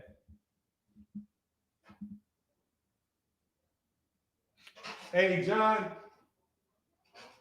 Okay, thanks. All right, man. Sorry about that. Bro, just take the money to the casino. It's the same money, even money. Yeah, it is what it is. Fanon in the house, get a cut though. Nah, I don't do that because somebody gonna wind up reporting me, and I'm gonna be in all kind of drama for being a bookie or something. So nah, man, I'm not trying to do that. Hey, much love in that Cash App to my guy, Muslim Made. Hold on one second. Where's Muslim Made? Muslim Made back in the building. Thank you, Muslim Made. Muslim Made said, I never knew Spence. Oh, no, I got it. Oh, I did get that. Thank you, brother. And Jeffrey Brooks in the building said, the most money made is betting on a TKO. Much love in that Cash App, yeah, but you're gonna wind up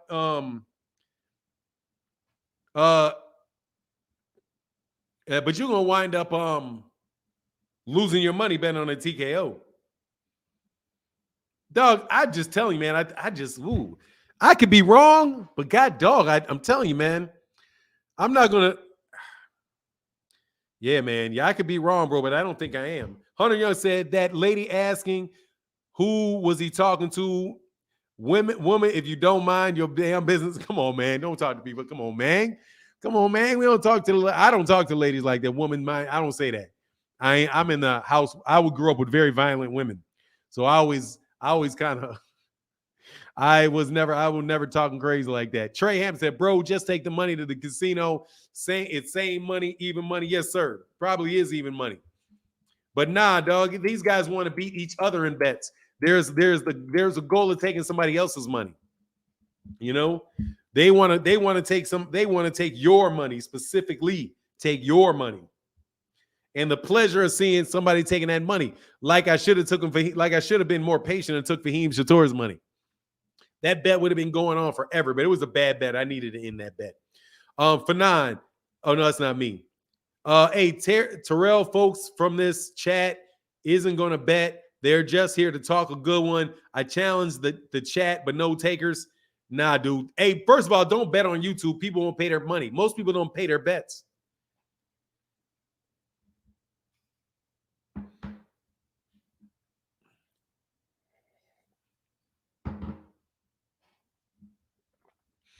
Most people don't pay their bets. So I'm not betting anybody on YouTube unless it's somebody that I know. You know what I mean? Like I regularly talk with. But I'm not doing that because y'all don't pay your bets. But y'all will that's why even when people come to my chat and they say things like, well, what you're going to do if Terence Crawford wins, or say like you make a prediction, because I think Errol's going to win the fight. I'm not so convinced of it that I'm like, oh, there's no way. It's a legitimate fight. But the people that always say, well, what are you going to do when I'll be back when Terence Crawford wins, but you never see him come back to that comment. Never see him come back when their guy loses. And I'm going to tell you, man, I don't miss a lot of fight calls.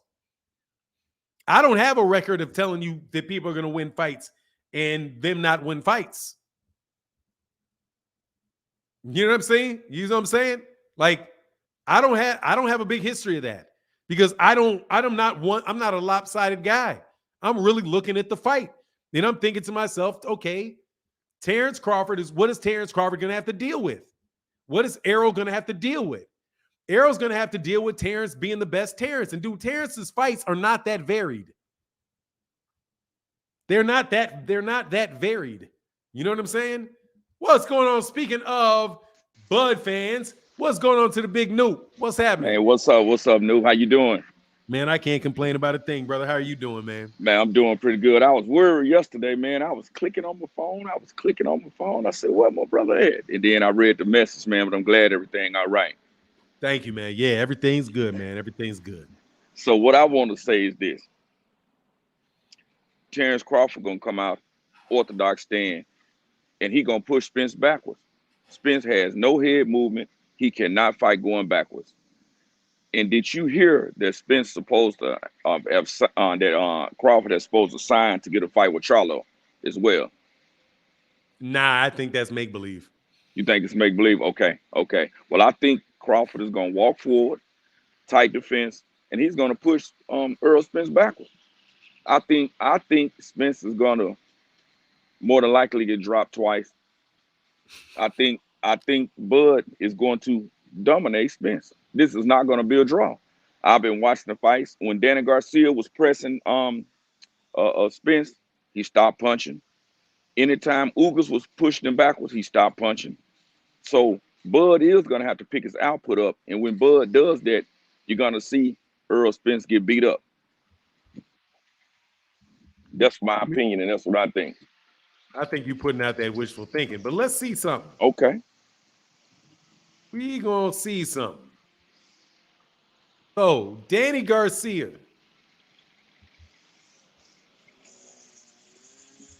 lost that fight. How in the world? Oh, that's Sean Porter. I hit Sean Porter.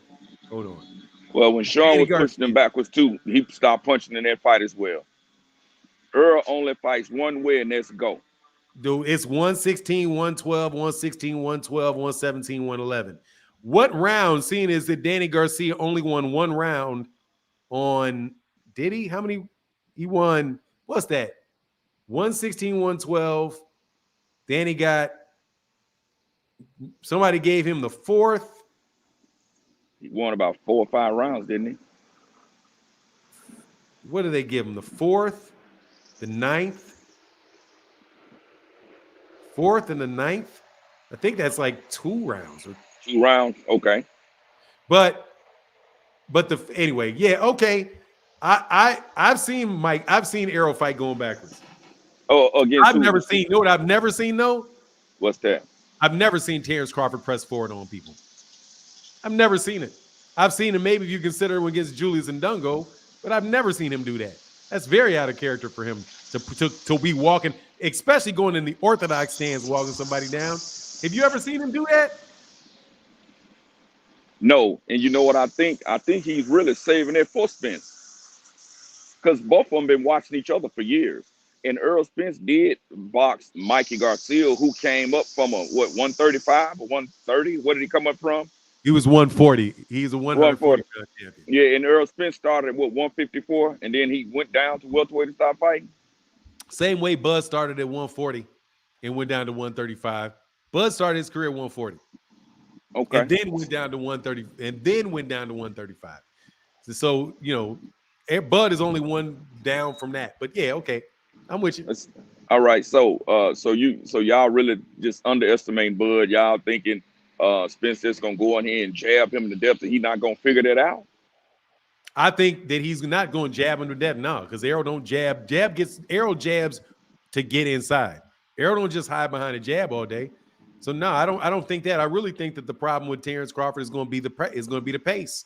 The fact that he's going to have the fact that he's going. I think Errol's defense's problems, because he's not open to be hit with just any old thing, man. Like, right, he's not just hit, and he's going to press him. But I can appreciate. I just think Terence needs to catch him. Terence fighting in the orthodox stance is going to get Terence knocked out. If he stays in that orthodox stance, he's going to get knocked out. Hey, I think Terence should fight in the orthodox stance, because he's not going to beat Errol Spence left-handed. Because I'm a southpaw, and I don't think a person who's switching to beat me doing anything in the southpaw stance. Yeah, it's going to be funny. Yeah, but I was just hollering at you, man. I just wanted to get in, man. Hey, thank you, brother. All right, then. All right, man. Get back. Chillville, the biggest. Hey, Chillville is most definitely a huge Bud fan, and I appreciate it.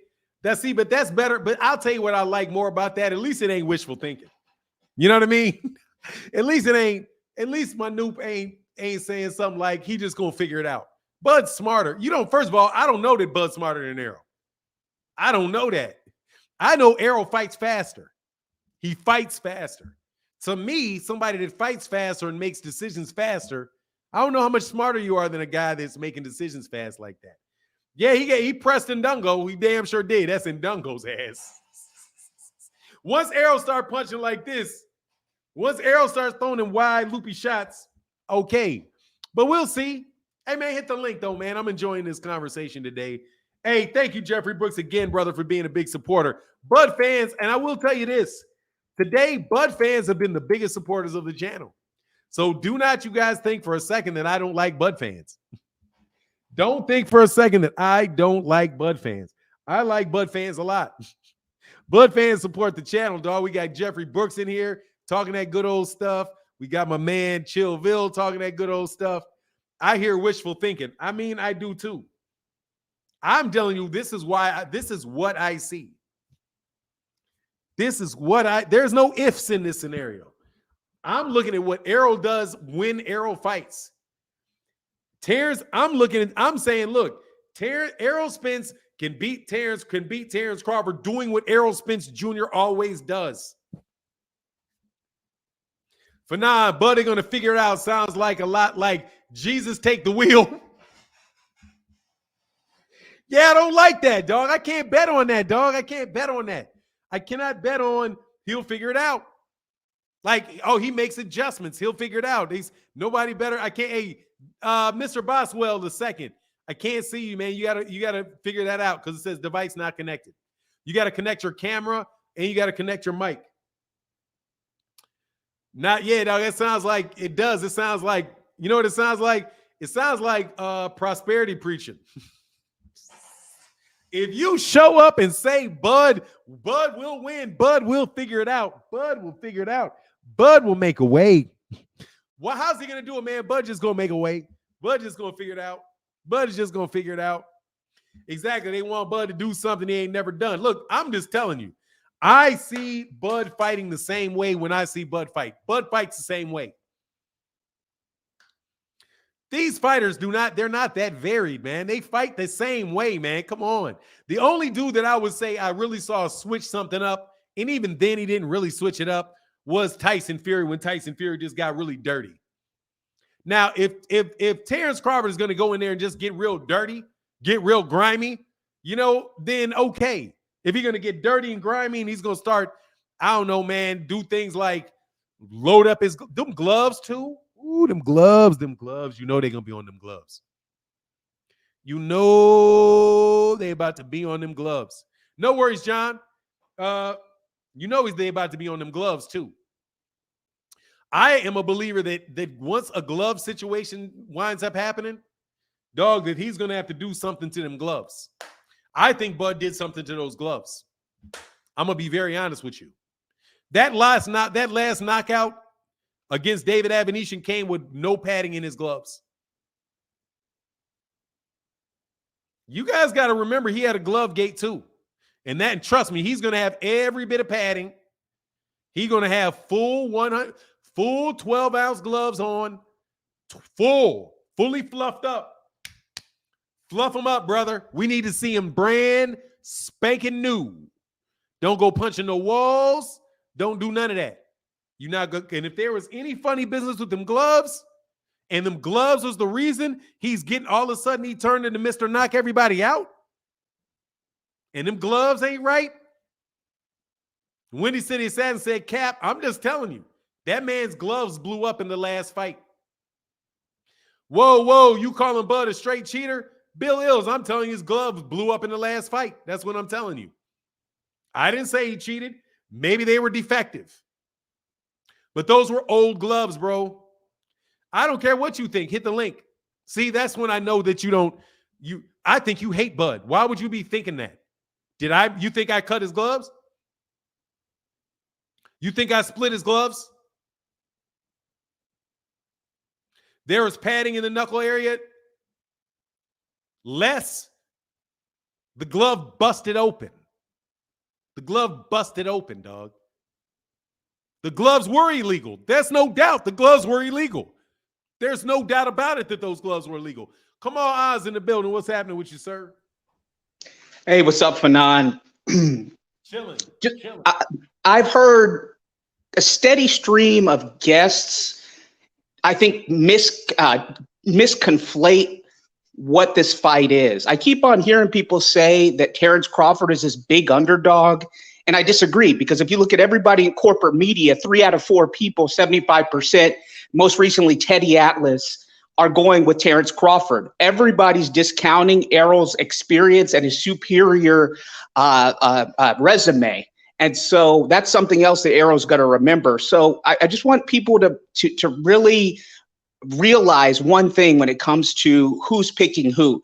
There may be some more people on YouTube picking Spence to beat Crawford, or the channels that you listen to may be more keen on Spence than they are on Crawford. But most of corporate media, most of the people in the official media are actually picking Crawford over Spence. So like I said, I haven't seen the odds, but I wouldn't be surprised if the odds come out and Crawford is favored or it's even money. And if they are, I'm going to put a lot of money on Spence. And don't be surprised. In the end, it's going to come down to who makes the most adjustments, period. And will Spence's superior work rate, will it hold up against what Crawford has to put forward, or will his punch output go down? That's the main thing right there. Don't be surprised if Crawford gets bundooed. He may get bundu, just like Spence did in front of 6 million people on NBC. Don't be surprised, because Spence remembers all of the trash talk. He knows about all the people picking against him, discounting him, just calling him a puncher, discounting his boxing skills, his resume. People are forgetting that he fought, what's his name? Yordenis Ugas, and Yordenis Ugas effectively retired a legend in Manny Pacquiao, and Spence got zero credit for that. Spence gets zero credit from corporate media and those analyzing this fight for doing all the heavy lifting, being Thanos and collecting all these damn belts and beating all these champions. He gets discounted on these pound for pound lists. He gets disrespected for people saying that he wasn't interested in this fight. He was going to duck this fight. And nobody has apologized to this man and to Derek James for all that they did to put this fight together. So I just want to emphasize those points. I'm out, Fanon. All right, brother. Get back with you, man. Always pleasure to hear from Kamal Oz. Hey, real quick, before I got Motorsport Sports behind. But hey, my guy, A. Shea, Joseph A. Shea said Bud pushing Errol back won't happen a lot, if at all. Oh, he'll definitely, yeah, Errol will take a step back. Thank you, Joseph Shea. Thank you for that support. And my guy, Muslim Made Again, said this is Apollo Creed. This is Adonis Creed versus Apollo Creed. Hey, thank you, brother. Man, I can't stand that they try to play those dudes off as heavyweights, man. They needed to just go ahead and leave them at the weight class they was really at in them movies. Them dudes, like, please, man. Hey, what's going on, Big Motorsport Sports? What's happening? You on, man? You on, Motorsports? Yo, what's going on, Fanon? I'm good, brother. How are you, man? Nah, I just wanted to get on to tell you, man. I ain't get to tell you congratulations on the 100K. Oh, thanks, man. You know, congratulations. I support you 100%, and happy we got this fight for July 29th. Yes, sir. We've been arguing about this for like 3 years now. Yeah. So I'm happy about that, and I just want to tell you congratulations. Wish you more success and everything else, and that's all, Wish. All right, bro. Thank you, Motorsport Sports. Thank you for being a supporter, bro. It means a ton, man. Thank brother. you, man. All right. Oh, what'd you say? Oh, he jumped off. Okay. Small heavyweight is the champ right now. Dog, Bill Ills, are you fucking stupid? A small heavyweight is a champ right now. Really, you got a 5 foot. Let me get this right. You have a 5'8", 155, 160 pound. You got a 5'8", 170 pound world champion, Bill Ills. That is a champion. Who? Who, dumbass? Who? What is a small heavyweight champion? Name him. What small heavyweight champion? Bill Ills. What small heavyweight champion? Usyk is 6'3" and 215.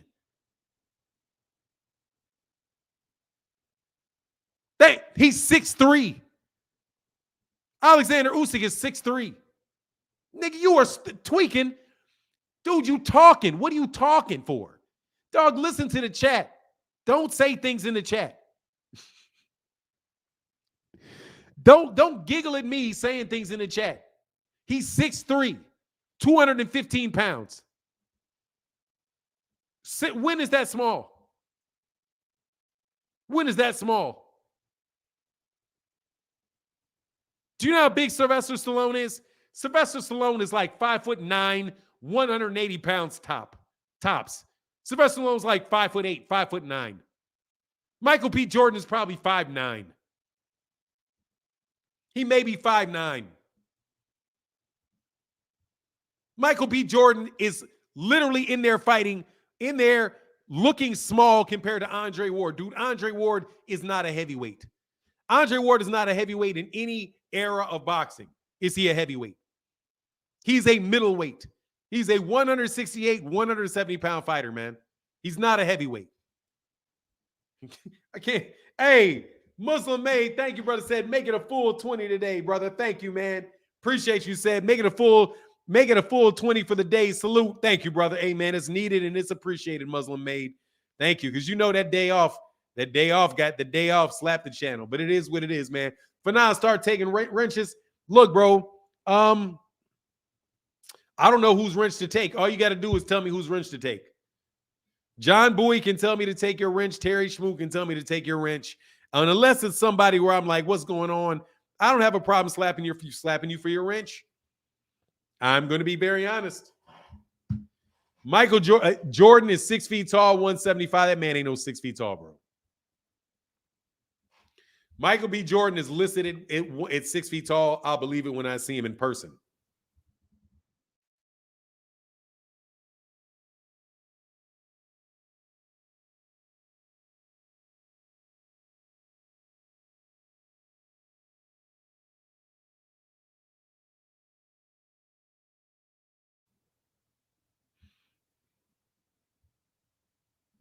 Oh, he may be. He may be 6 feet. I think you may be right. He may be 6 feet. Looking at Terence Crawford, he's got a good 3 inches on Terence Crawford. Yeah, he may be 5'11", a little under 6 feet. He may be. Like I said, he ain't no heavyweight, bro. Maybe he may be, though. I looked at the picture with them standing next to each other. He's about this much taller. Terence Crawford came up to like here on me, man.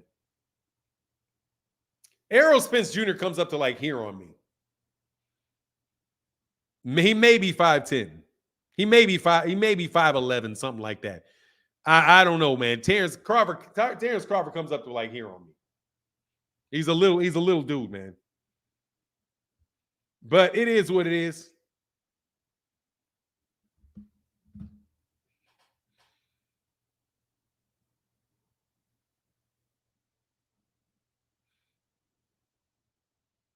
Oh no.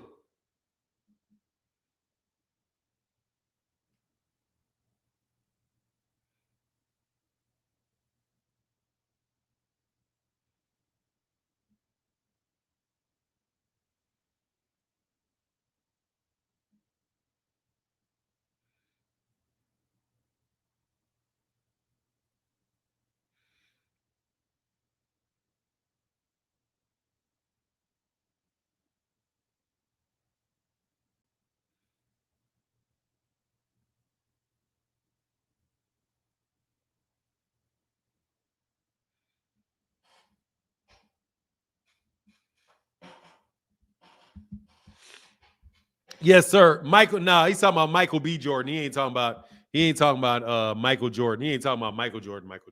All right, we got one more caller, man, or two more callers, or two more people jumping on, man, and then we've had a really good show. Thank y'all for y'all support. You know what I mean?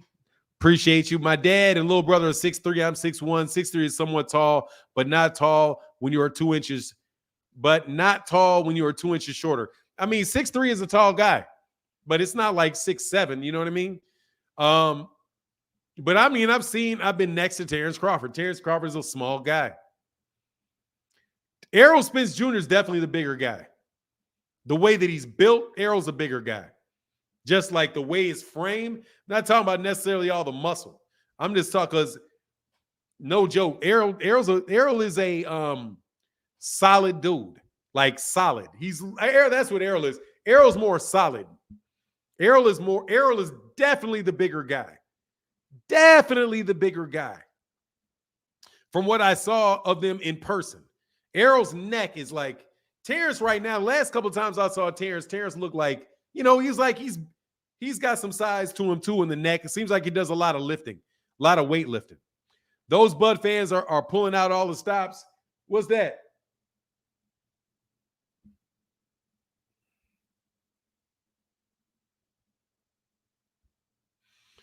These Bud fans are pulling. Okay, yeah, F Omaha. What, man? Why? Why F Omaha? Hey, man, these guys are supposed to be Bud fans. We wouldn't be having this good old fight if it wasn't Omaha, as in what for people in Omaha, man. Joshua, I said, I'm 6'4", and I seen Bud at Sersha in Las Vegas. Bud is small and lanky. Yeah, he looks small and small and thin. Yeah, small and lanky. Not big dude at all. Errol is kind of like thick.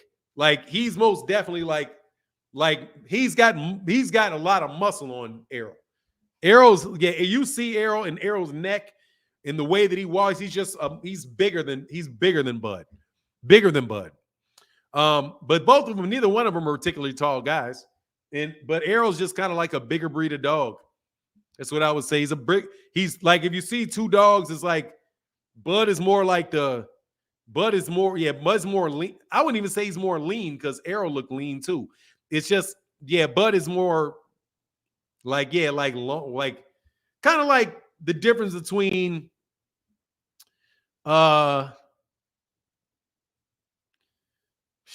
a good example of that?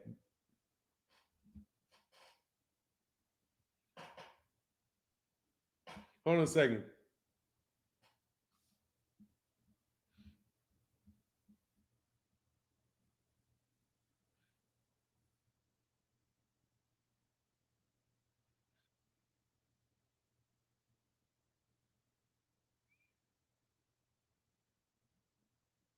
Hold on one second.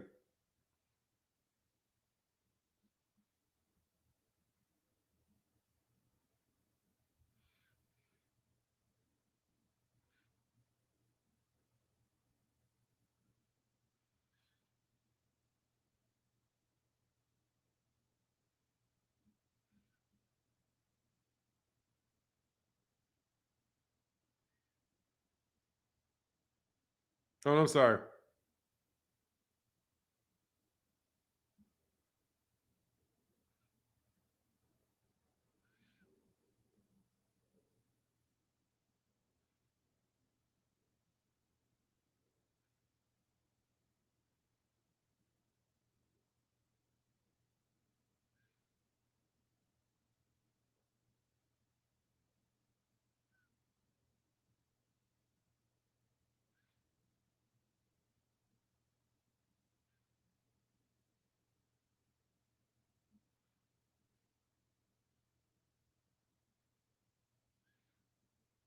Oh, I'm sorry.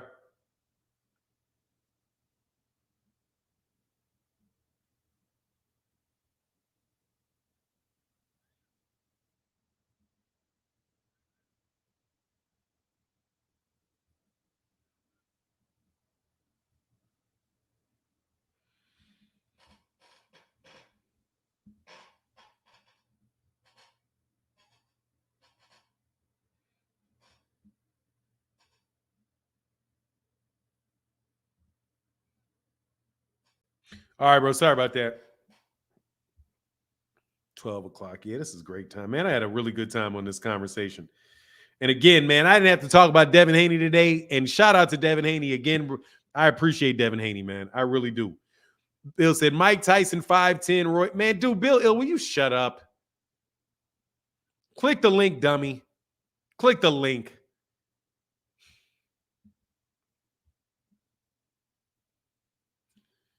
Click the link, dummy. Michael B. Jordan is not a heavyweight, dog. He's not a heavyweight. Okay? He's not a heavyweight. Tony Bellew is not a heavyweight. You trying to tell me that Joe Frazier was over 200 pounds. You know it's a weight class, dummy, not a height class, right? You know it's called the heavyweight division, right? That it's a weight class, not a height class. If you look at Mike Tyson, you tell me you think Mike Tyson and Anthony Jordan and Michael B. Jordan are the same size, you're tripping. It's a weight class, not a height class. Dude, shut up. They're all over 200 pounds. All of them. All of them. You're not going to find you're not going to find 180 pounds. You're not going to, man, shut your dumb ass up. Go away. Man, seriously, man, click the link or shut up.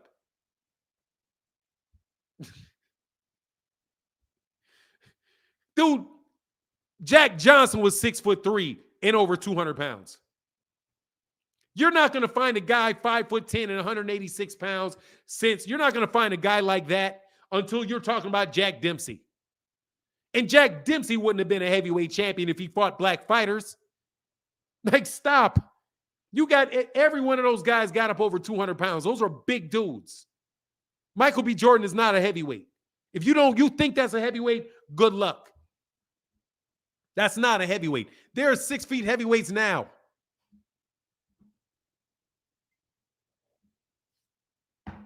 Mike Tyson was 5'10", 225, 230 pounds, bro. Michael B. Jordan is 5'11", 162. Michael Jordan is not a heavyweight. Exactly. He's not a heavyweight. It's obvious he's not a heavyweight. Looking at him, he's not a heavyweight. Man, guess what you never said? Again, shut up. Mr. Laughing. You're laughing, dog. You're laughing at something. Goodbye. I'm sorry, man. You're distracting, and I don't like talking to people that don't know what they're talking about. People acting like Crawford is Rudy. He's no underdog. 75% of the corporate media and boxing legends and active fighters are picking Terence Crawford to win for non-international boxing. Hey, Joe, look, man, I don't think people think that anytime somebody's picking, there's something wrong with anybody picking Errol is what the problem is. The problem isn't, and it is what it is. People can say what they want to say. Fanon, even Rocky fought at 2. Rocky Marciano fought at 2 to 215. Look, man, I'm telling you that Michael P. Jordan saying that he's a heavyweight, that kid is not a heavyweight. He was apparent in the fight that he was not a heavyweight. Now, if you want to also tell me that it was readily apparent that those fight scenes were incredibly unrealistic, I could lay that out for you as well. Okay? That a bunch of that stuff. Michael Jordan said, man, they said that Michael B. Jordan wasn't going to make the weight in that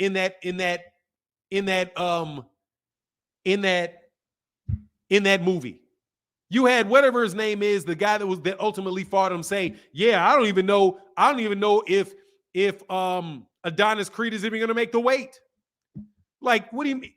You don't know if you're the heavyweight championship. It's a heavyweight champion. You're worried about him making weight. Do you know that the heavyweight division does not have a weight class? Whoever wrote this, do you realize that you don't miss weight at heavyweight? They even wrote it like it wasn't in the heavyweight division. Come on, man. Y'all are tripping. Exactly. Keyword in the movie. It's a movie. Oh, no, he's not. Anyway, it is, man. Look, Haney really wants pro grade. Let's see. I don't know who Haney wants.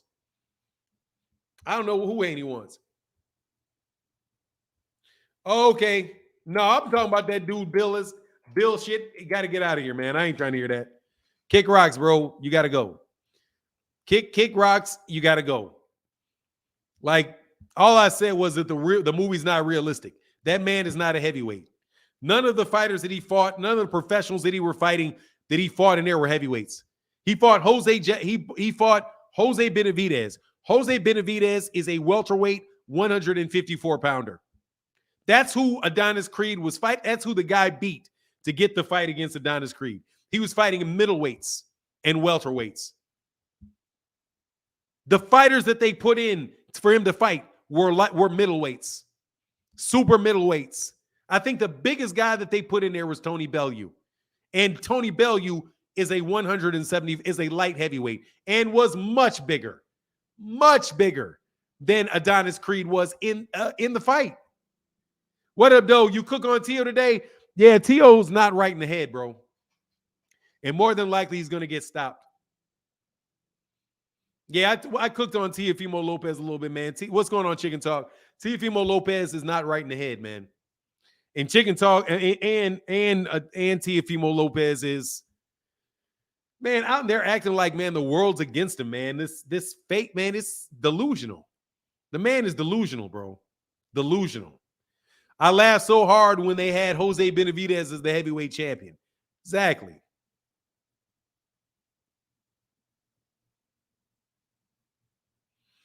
That movie was for entertainment and not a documentary. It's just easier to say heavyweight. Any way they wanted to cut it, dog. I'm just telling you. That's why I didn't like them. It's just unrealistic. You know? Very, very, very, very, very unrealistic.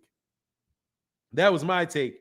Jason Torres in the Cash App said, hey, much love in that Cash App. Jason Torres said, Omaha. Thank you, brother.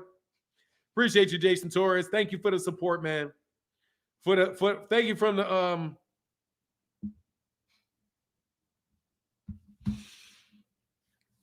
appreciate you, man.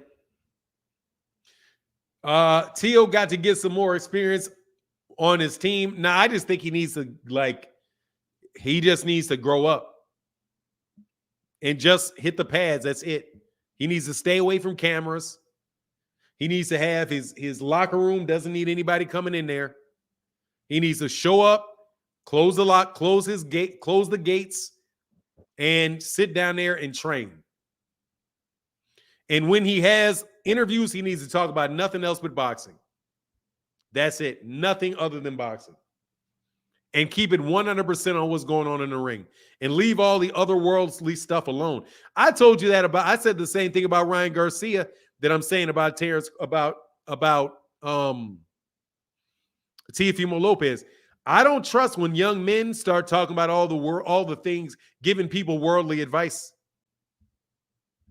Dude, how old are you? 24, 25? Why are you lecturing on people on the nature of the universe and relationships as if you're like seven? Like it's like talking to listening to Teofimo Lopez is like somebody that is imitating their grandfather.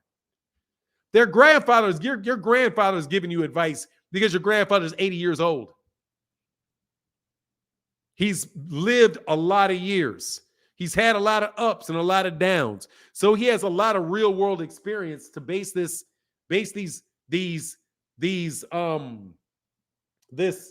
life advice that you're giving people. You know, like to me, I don't know how you 24 years old giving people 30, 35 years old life advice. You're not old enough. You're still a kid. In a lot of ways, you're still a kid. And you can be 23 and a great philosopher, man, please. You can be 23 years old and regurgitate a lot of stuff that other people tell you that can make sense to you. But at 23 years old, nah, probably not. You know what I mean? Probably, well, I've got an old soul. No, yeah, I don't buy you. Who you got? Calvin, Coach? I got Coach Calvin. I got Coach Calvin in that. I'm riding with Coach Calvin all day in that, brother. All day. We smoking an Omaha pack on the 29th. Smoking on that bud pack. That's hilarious, man.